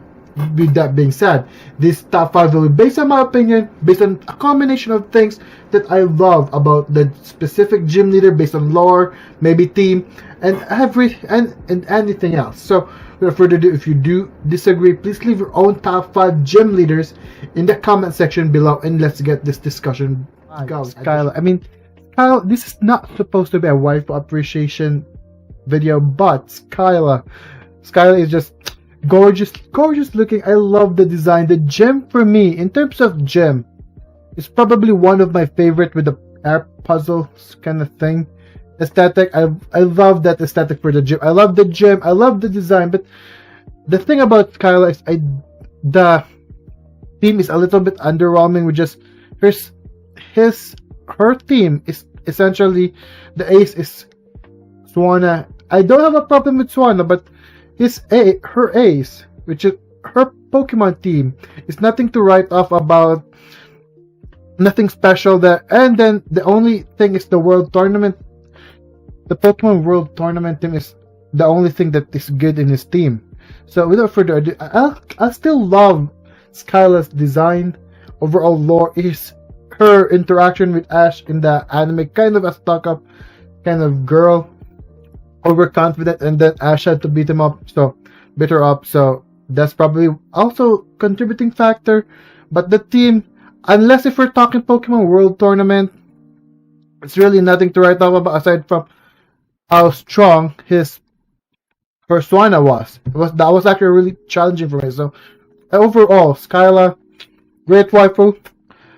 phenomenal gym design, and then a good anime appearance overall. So for me, I love Skyline. Number 5. Let's proceed into number 4.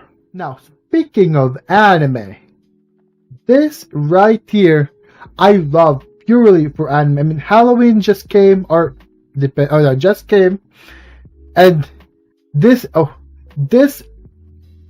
one girl, this one gym leader is enough to be an anime, a Halloween special. Like the creepiness of her exclusive lore in the anime is just like chef's kiss. I freaking love how creepy. I think I find her appearance more creepy, the creepiest in the Pokemon anime so far. And then in the manga, in the video games, her having leagues with Team Rocket, like so rich in lore, and the design and everything about Sabrina is just phenomenal. She's just her design, her strong team. Although I really does she have a Alakazam? I think she has an Alakazam within her team. So just that alone, the team, her design for her gym design, gym concept, gym leader concept overall, everything about Sabrina is like one of my favorite. And I felt nostalgic because I had to use the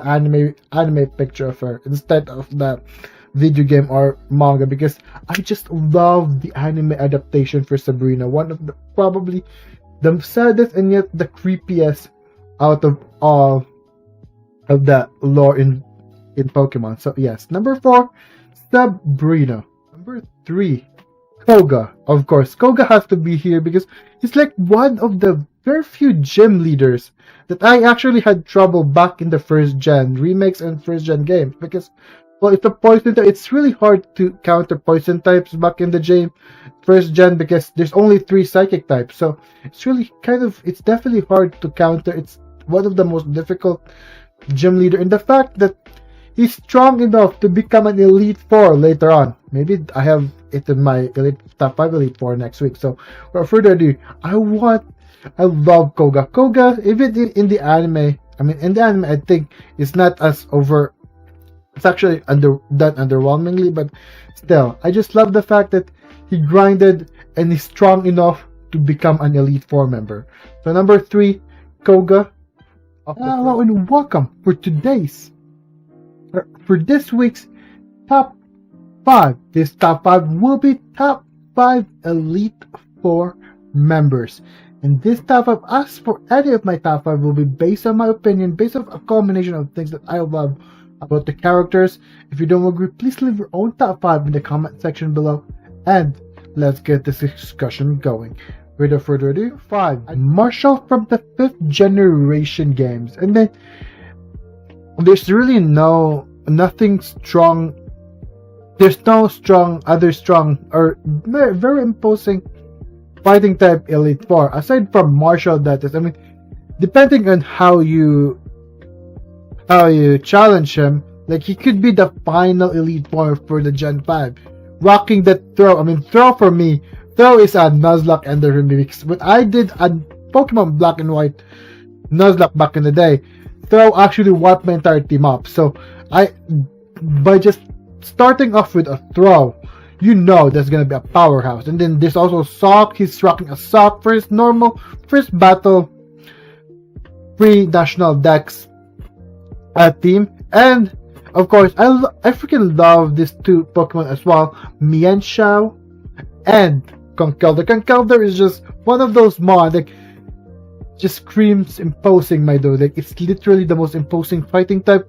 Always carrying those boulders with them. Like, I freaking love this tactic for Conkeldurr, and with sheer force, no less. So, for me, I freaking love his pre-national Pokédex first battle team. So, therefore, the rematch would be in post-national Dex.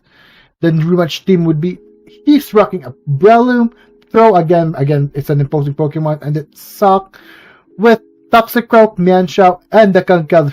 He literally still keeping the Conkeldurr, bro. The Conkeldurr is one of my favorite Gen 5 fighting type Pokemon. So yes, definitely one of my favorite. And of course, he added a Toxicroak for shits and giggles, which I love freaking Toxicroak as well. And then the first battle in the Pokemon Black and White 2 is Throw again. He kept the Throw after all those years, and then Talk, Mianshao, and Conkeldurr. The first battle challenge mode, again keeping that Throw, he loves that Throw, and then Suck, Mianshao, Lucario, and Conkeldurr. Rematch in easy mode. Oh good, I love the fact when did Pokemon not have the easy and the challenge, but I freaking love that mode, by the way. Like, that mode is definitely one of my favorite in Pokemon Black and White in the 5th generation games. Yeah, that rematch in easy mode. Again, he kept a lot of his team. He added a Medicham. Forgive me there. He's keeping the Lucario and the Mianshao and the Conkeldurrs, but he add a freaking Medicham, which is, I'm really not a huge fan of Medicham by all means, but again, with high jump kick, ice punch, fire punch, that's all the coverage he needs, like right there.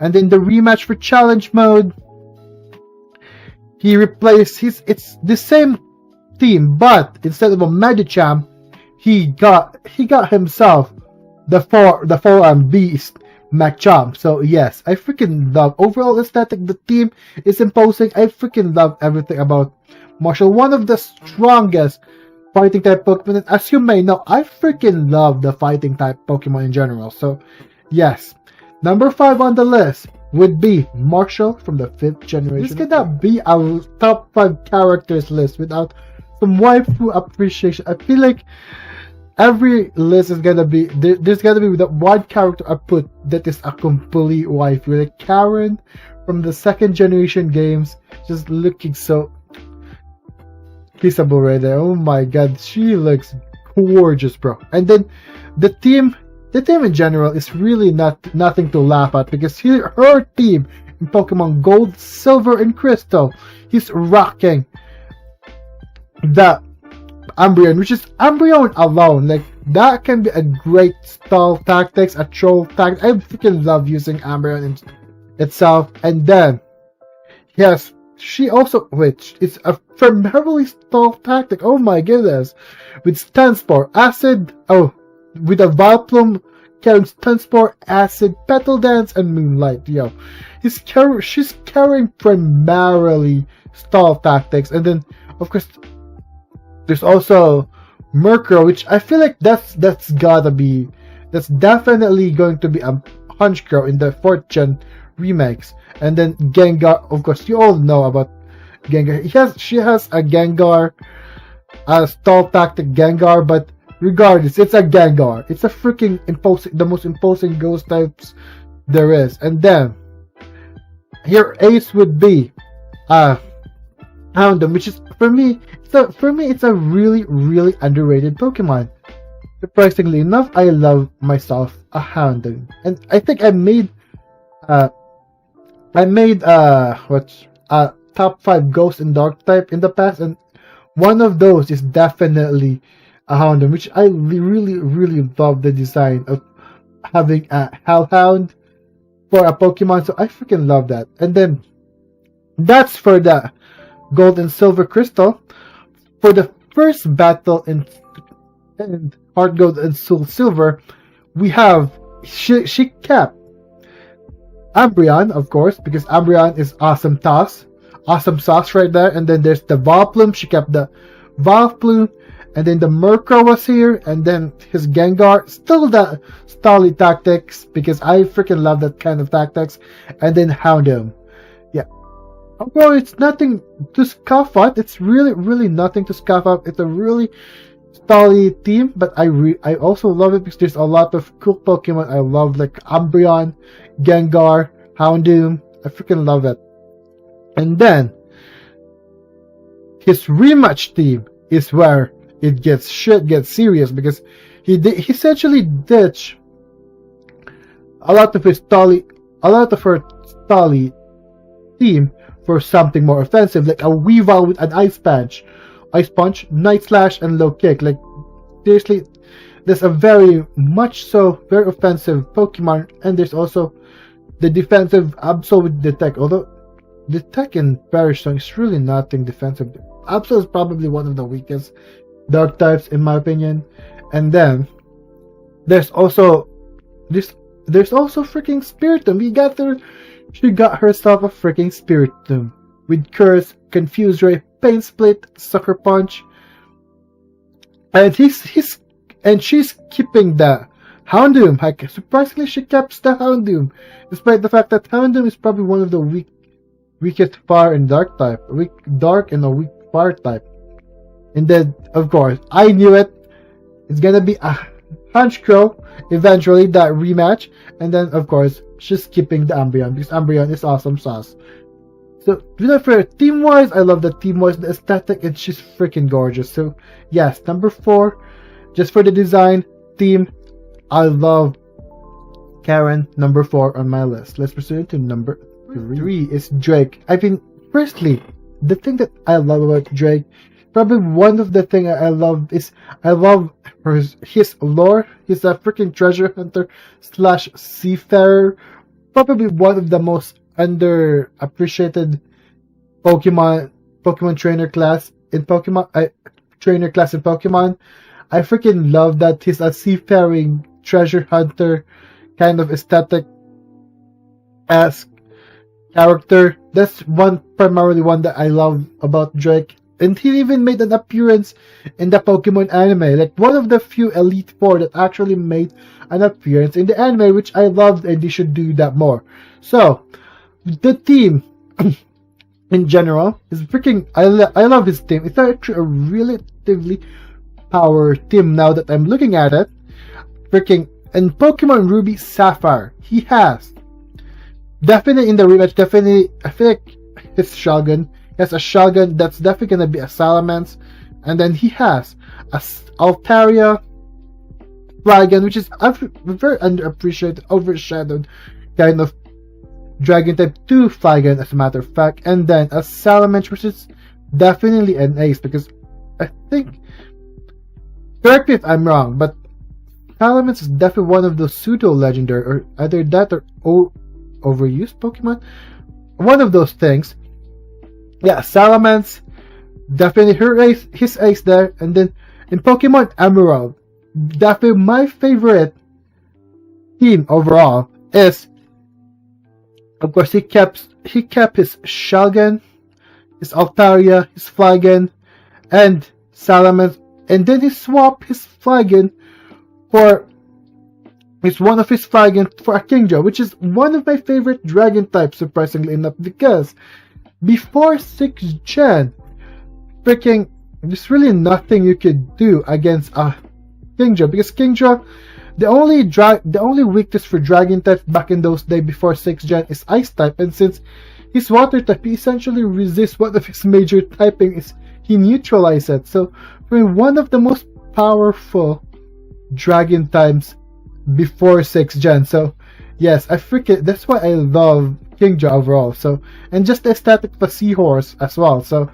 yes, I do prefer his team in Pokemon Emerald more than the Pokemon Ruby Sapphire. So, yes, and then in initial battle for Pokemon Omega Ruby Alpha Sapphire, he kept his Altaria and Flygon, and then Kingdra is also, he kept those because Kingdra is still a powerhouse despite the fact that Fairy type now is a thing. And then there's also the Flygon and the Salamence. And then the rematch,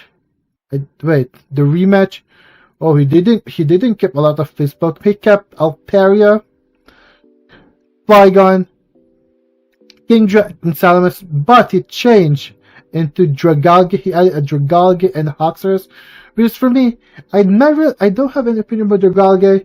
The fact that Dragalge can resist one of his weaknesses, which is the fairy typing, I like that, but overall, the one that I'm finding over is freaking Haxorus. Haxorus, definitely one of the most overshadowed Dragon type in 5th gen, because mainly because High Dragon is more popular. So yes, overall, just the aesthetic, just his lore background, I freaking love Drake. So yes, number 3, enough to be putting on my number 3, my top 5 Elite Four. Let's proceed. We've done top 5 gym leaders, top 5 Elite Fours. Now it's time to count my favorite top 5 champions. Without further ado, if you guys do disagree with this top 5, please leave your own top 5 in the comments section below, and let's get this discussion going, because of course, as you may all know, this top 5 is based primarily on my opinion. So yes, let's get this discussion below. Without further ado, on the list is Leon, the recent champion, the most recent champion of the recent game. Leon is our true rival. I mean, he did pick the actual starter Pokemon that actually is strong against our starter Pokemon. So yes, of course, I'm gonna have to pick Leon. He has a Charizard for an ace, he has a Seismitoad, he has a freaking a kick-ass team. Overall, in general, I do love the man that wears his sponsors all the time. So yes, Leon number 5. Let's proceed into number 4 is definitely Red. Like, oh my god, the serious, the quiet type. He's a quiet type. He's also, funnily enough, has a freaking Charizard in his team. He has a kick-ass Pikachu, he has a Venusaur, a Blastoise, a Lapras, a Snorlax. Oh my goodness. And he is right up there, the coldest mountain in the Kanto and Johto region. Freaking just looking for Mew. Oh my goodness, I love this guy's aesthetic so damn much. So yes, number 4, Red. Number 3, I mean, Steven. Oh my goodness, what a gorgeous man he is. What? Speaking of waifu appreciation in each top 5, I mean, let's do a husbando appreciation. I mean, Steven is way too much of a looker, my dude. I mean, seriously, Steven, of course. I mean, there's also a waifu appreciation later on in this video. So yes, time to appreciate my one and only Pokemon husbando, which is Steven. I mean, look at how good looking this man is. What a sexy guy, Steven. Huh? With this team in Pokemon Ruby and Sapphire, he's rocking their Skarmory, Kaleido, Aggron, Cradily, which is a relatively good Pokemon back, and I think it's definitely one of the better or well utilized ancient freaking fossil Pokemon in competitive right now. And then Armaldo, and of course, the ace is one of the pseudo legendary, which is Metagross. So of course, I'm gonna be putting him based on his team. He always has to have Metagross in each iteration, of course. So number 3 is definitely Steven, and then there's also a lot of team for him. In Black and White too, the PWT he has a Metagross, an Aggron, an Excadrill. He upgraded to an Excadrill, an Archeops, Cradily, and Armaldo back in his 5th gen team. And then his Pokemon Aura's team is Skarmory. He kept the Skarmory, and then Cradle, Aggron, Cradily, Armaldo, and of course Metagross, Mega Metagross, mind you. So yes, based on this team, I freaking love the fact that there's a kick-ass team. Handsome as folk, of course, Steven, number 3 in the list. Without further ado, let's go on.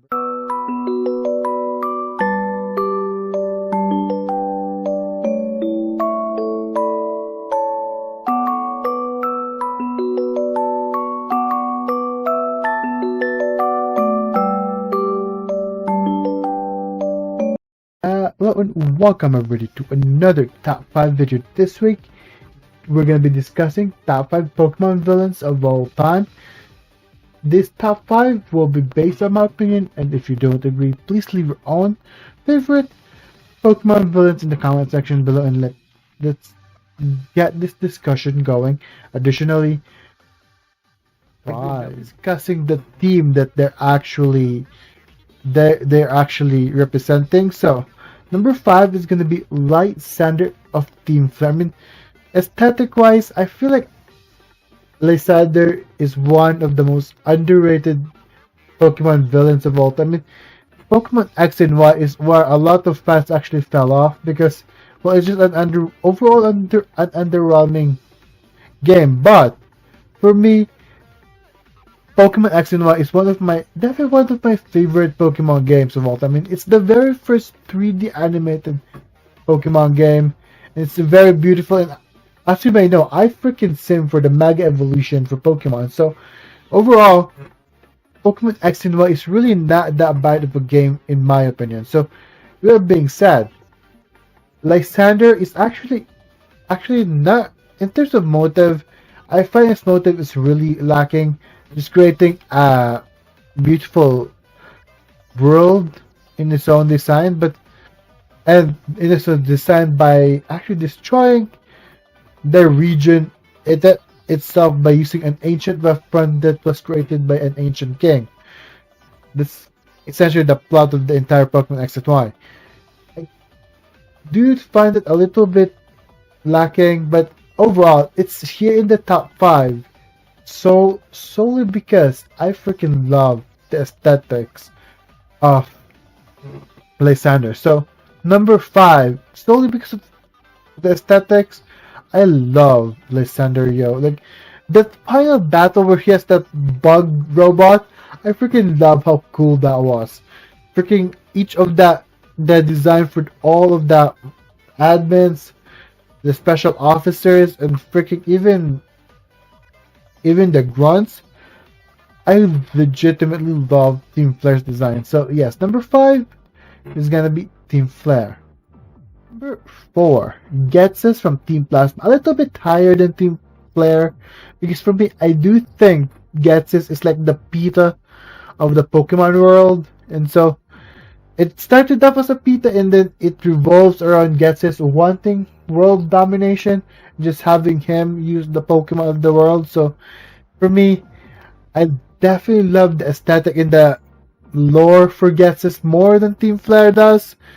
Just saying, and then the aesthetics, of course, I love the aesthetic of Team Flare. I love characters like Chorus and being used by Ghetsis for world domination and being used in a way where they think they're liberating Pokemon. Instead, they're actually fulfilling Ghetsis' plan of world domination. So, for me, in terms of lore alone, Ghetsis makes sense in a way because of the initial lore, and also I love a lot of the characters. I love the design for Ghetsis. I love even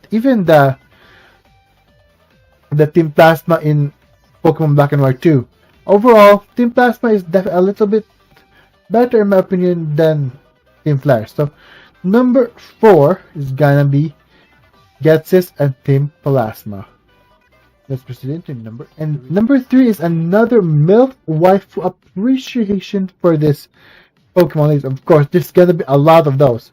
So of course, I'm gonna be putting Lusamine. It's mainly because she's the very first female protagonist. Reminds me a little bit of Ragyu, where she was obsessed initially to like otherworldly beings, and then in the anime she's rather cute and very doting mother, but in the video games she take it a little further. Like she originally started off just looking for a way to reunite with her family, with her husband, but then that gets corrupted and it blew up out of proportion for our lady Lusamine from Aether Paradise, and now she's obsessed with otherworldly beings such as the Ultra Beast. So for me, Lusamine definitely a contender for crazy Pokemon villains of all time. So Aether Paradise Lusamine is my number 3. Without further ado, let's proceed to number. Is ready for some top 5? Yay! Top 5 Pokemon Professor. These are the Pokemon Professor I love since the beginning, since their introduction. Oh my goodness, I freaking love. With that being said, this top 5 is based primarily on my opinion. If you don't agree, please leave your own top 5 or your favorite Pokemon Professor in the comment section below. Without further ado, let's get this discussion going with number 5. Number 5. Of course, we'll start this video off with a waifu appreciation video, which is Sonia, because I freaking love Sonia's development throughout Pokemon Sword. Like, one of the many few things I love about Sonia, aside from character design, she is hella cute and hella sexy AF. The Rule 34 that I've seen of her, oh my goodness, chef's kiss right there. But his character development, this character arc is one of the most heartfelt or heartwarming, what am I saying? Freaking, it touched my heart, my dude. I love it. I feel proud for her for becoming an official Pokemon professor. So assuming that she doesn't yet have a branch to study like freaking Professor Birch or any other Pokemon professor, she's probably gonna be following through her grandmother, which Magnolia, who studies Dynamaxing and Gigantamaxing. So yes. Number 5, primarily because I love his character arc in Pokemon Sword and Shield, I will put Professor Sonia from Pokemon Sword and Shield number 5 in this list. Without further ado, let's go on to number 4. The Pokemon Professor that studies Pokemon habitat, who explores the wild primarily. Like, it's literally obvious from the start of the 3rd generation games what he studied, because he's literally out in the field, out in the freaking field, being chased by a freaking hyena, like a hyena puppy, like that. So yes, Professor Birch, who studies Pokemon habitat, is gonna be number 4 on my list, primarily because one of the many things that I love about Pokemon Professor compared to Professor Elm is he actually has some relevance to the story, which is he's the father of a rival, and for me that's wonderful for me, because in Pokemon, fathers really doesn't exist in Pokemon. So for me, that's probably why Pokemon Ruby, Sapphire, and Emerald, or RS, it stands out, because, well, we have fathers for the first time, and they're freaking legends. They are Pokemon Professor, they're gym leader. So yes, number 4 would be Pokemon Professor Birch from the 3rd generation of games. Without further ado, let's proceed to number 3. Professor Kukui, who studies Pokemon moves. Basically, it's just to reiterate that Gen 7 is all about the Z moves, so he studies Pokemon moves. Similarly, Sycamore studies Mega Evolution because X and Y focuses on Mega Evolution. So, yes.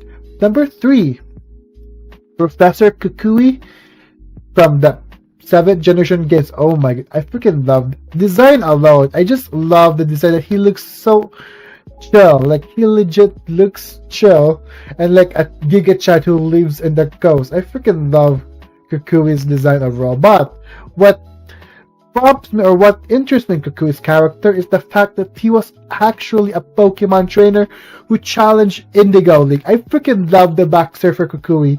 And then he come back to Alola losing the Indigo League, and then decided to build his own Pokemon League in Alola. Oh, for me, that's the most respectable, childly thing to do in your small region. Freaking, I love Professor Kukui, my dudes. Oh my goodness, just that alone, that character backstory, the very first character backstory in Pokemon that I actually love from first glance. So for me, number 3 is Professor Kukui from the 7th generation of games.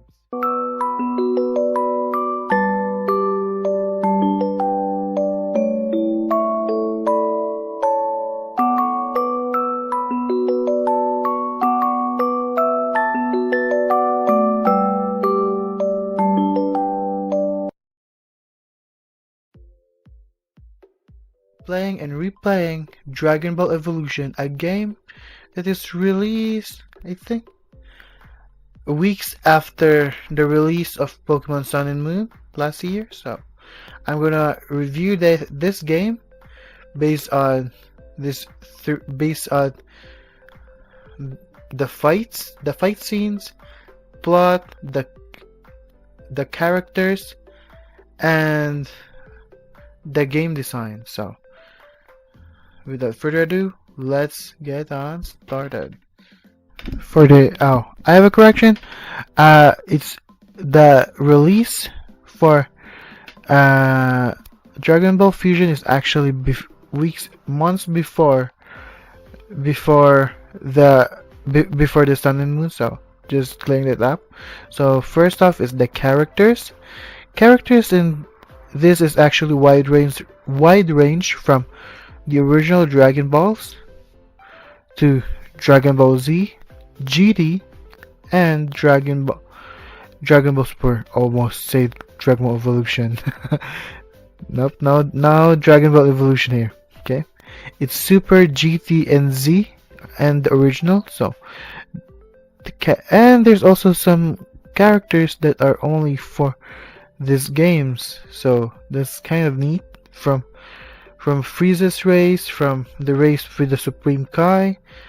There's also like new DLC like Super Super Super Super Saiyan Trunks from from Super, and the regular form of Trunks from Dragon Ball Super.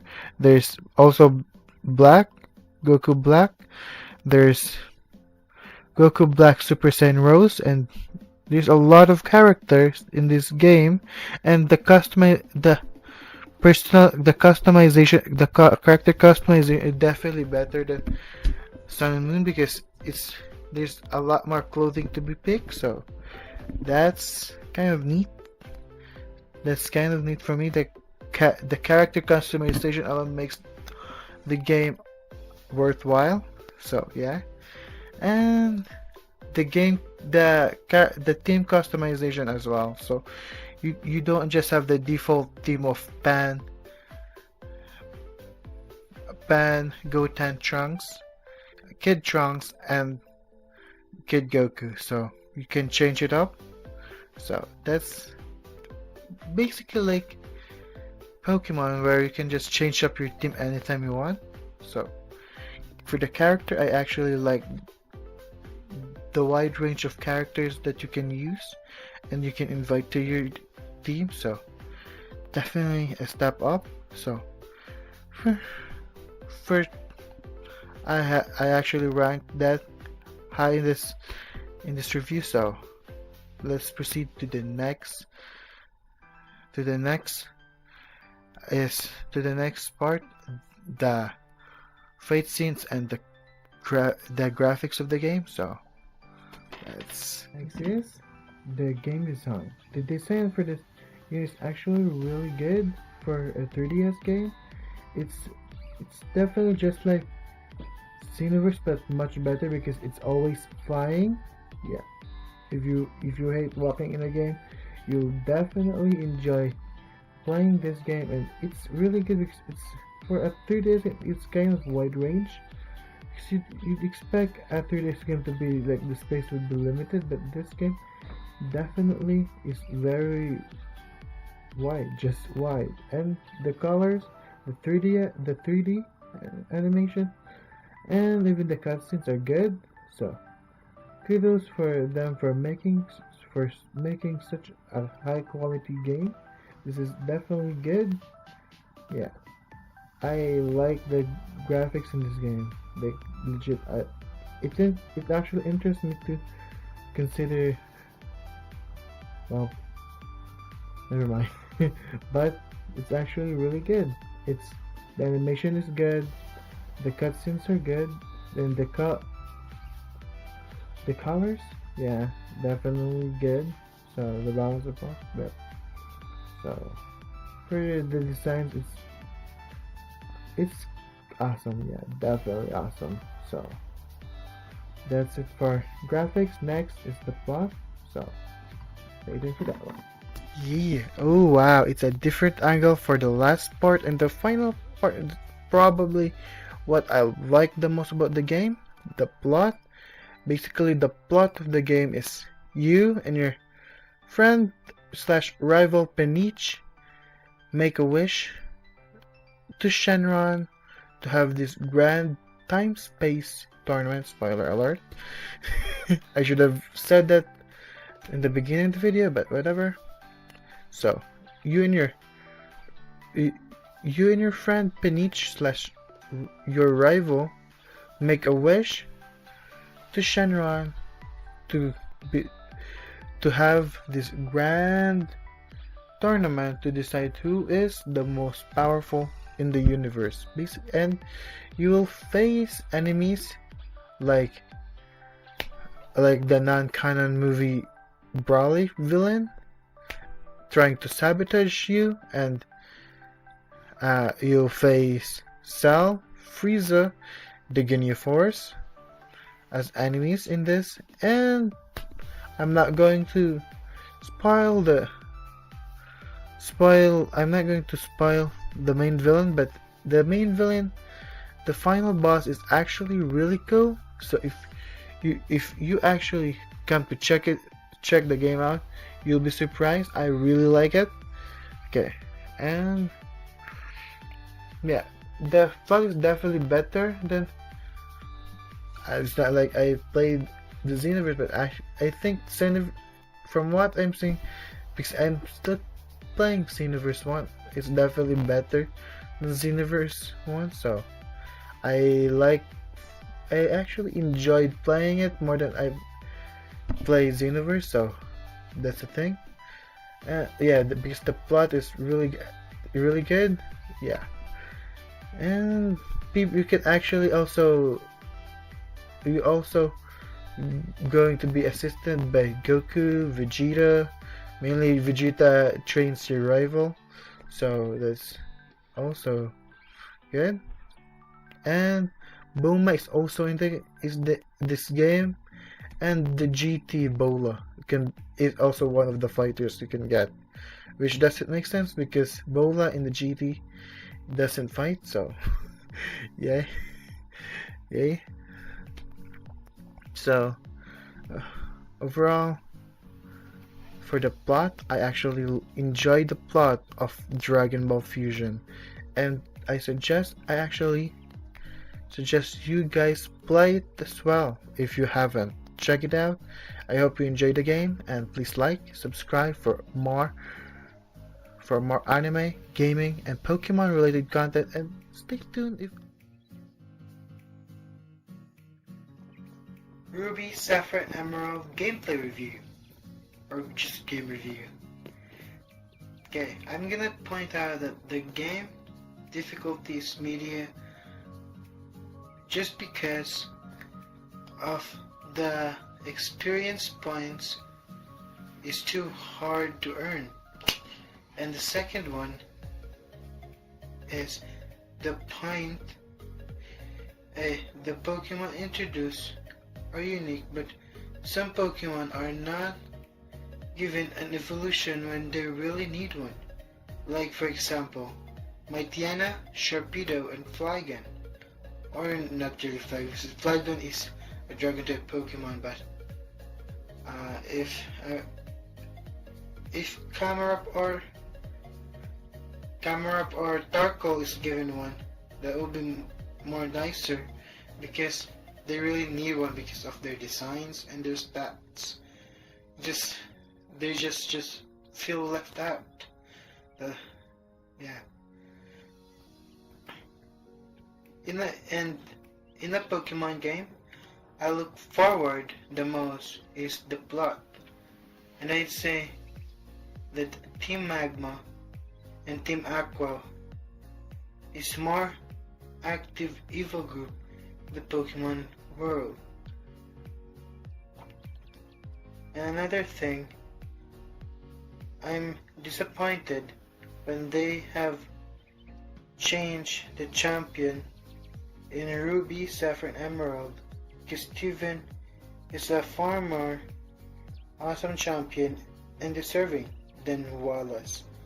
In my opinion, it's only in my opinion. if they if they change the champion in these games, why is it that they did not change the plot of the game Pokemon Emerald? Nevertheless, I love this game. This is the first Pokemon game I played, so I'm looking forward for the remakes Pokemon Omega Ruby Alpha Sapphire, yeah.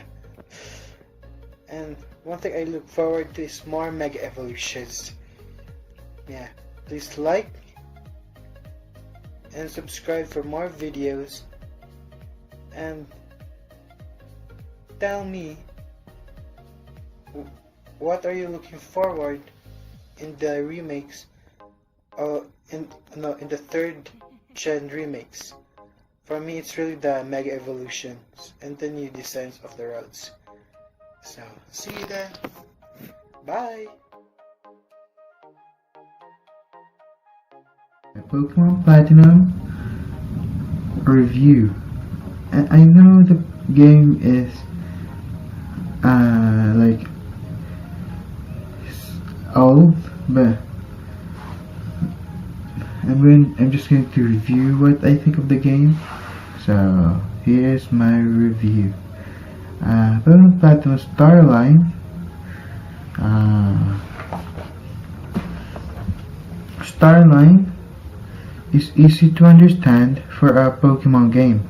I really don't expect too much or a complex story. It's very average. The graphics are just average, and the transition is so slow. I don't know if it's just my DS though.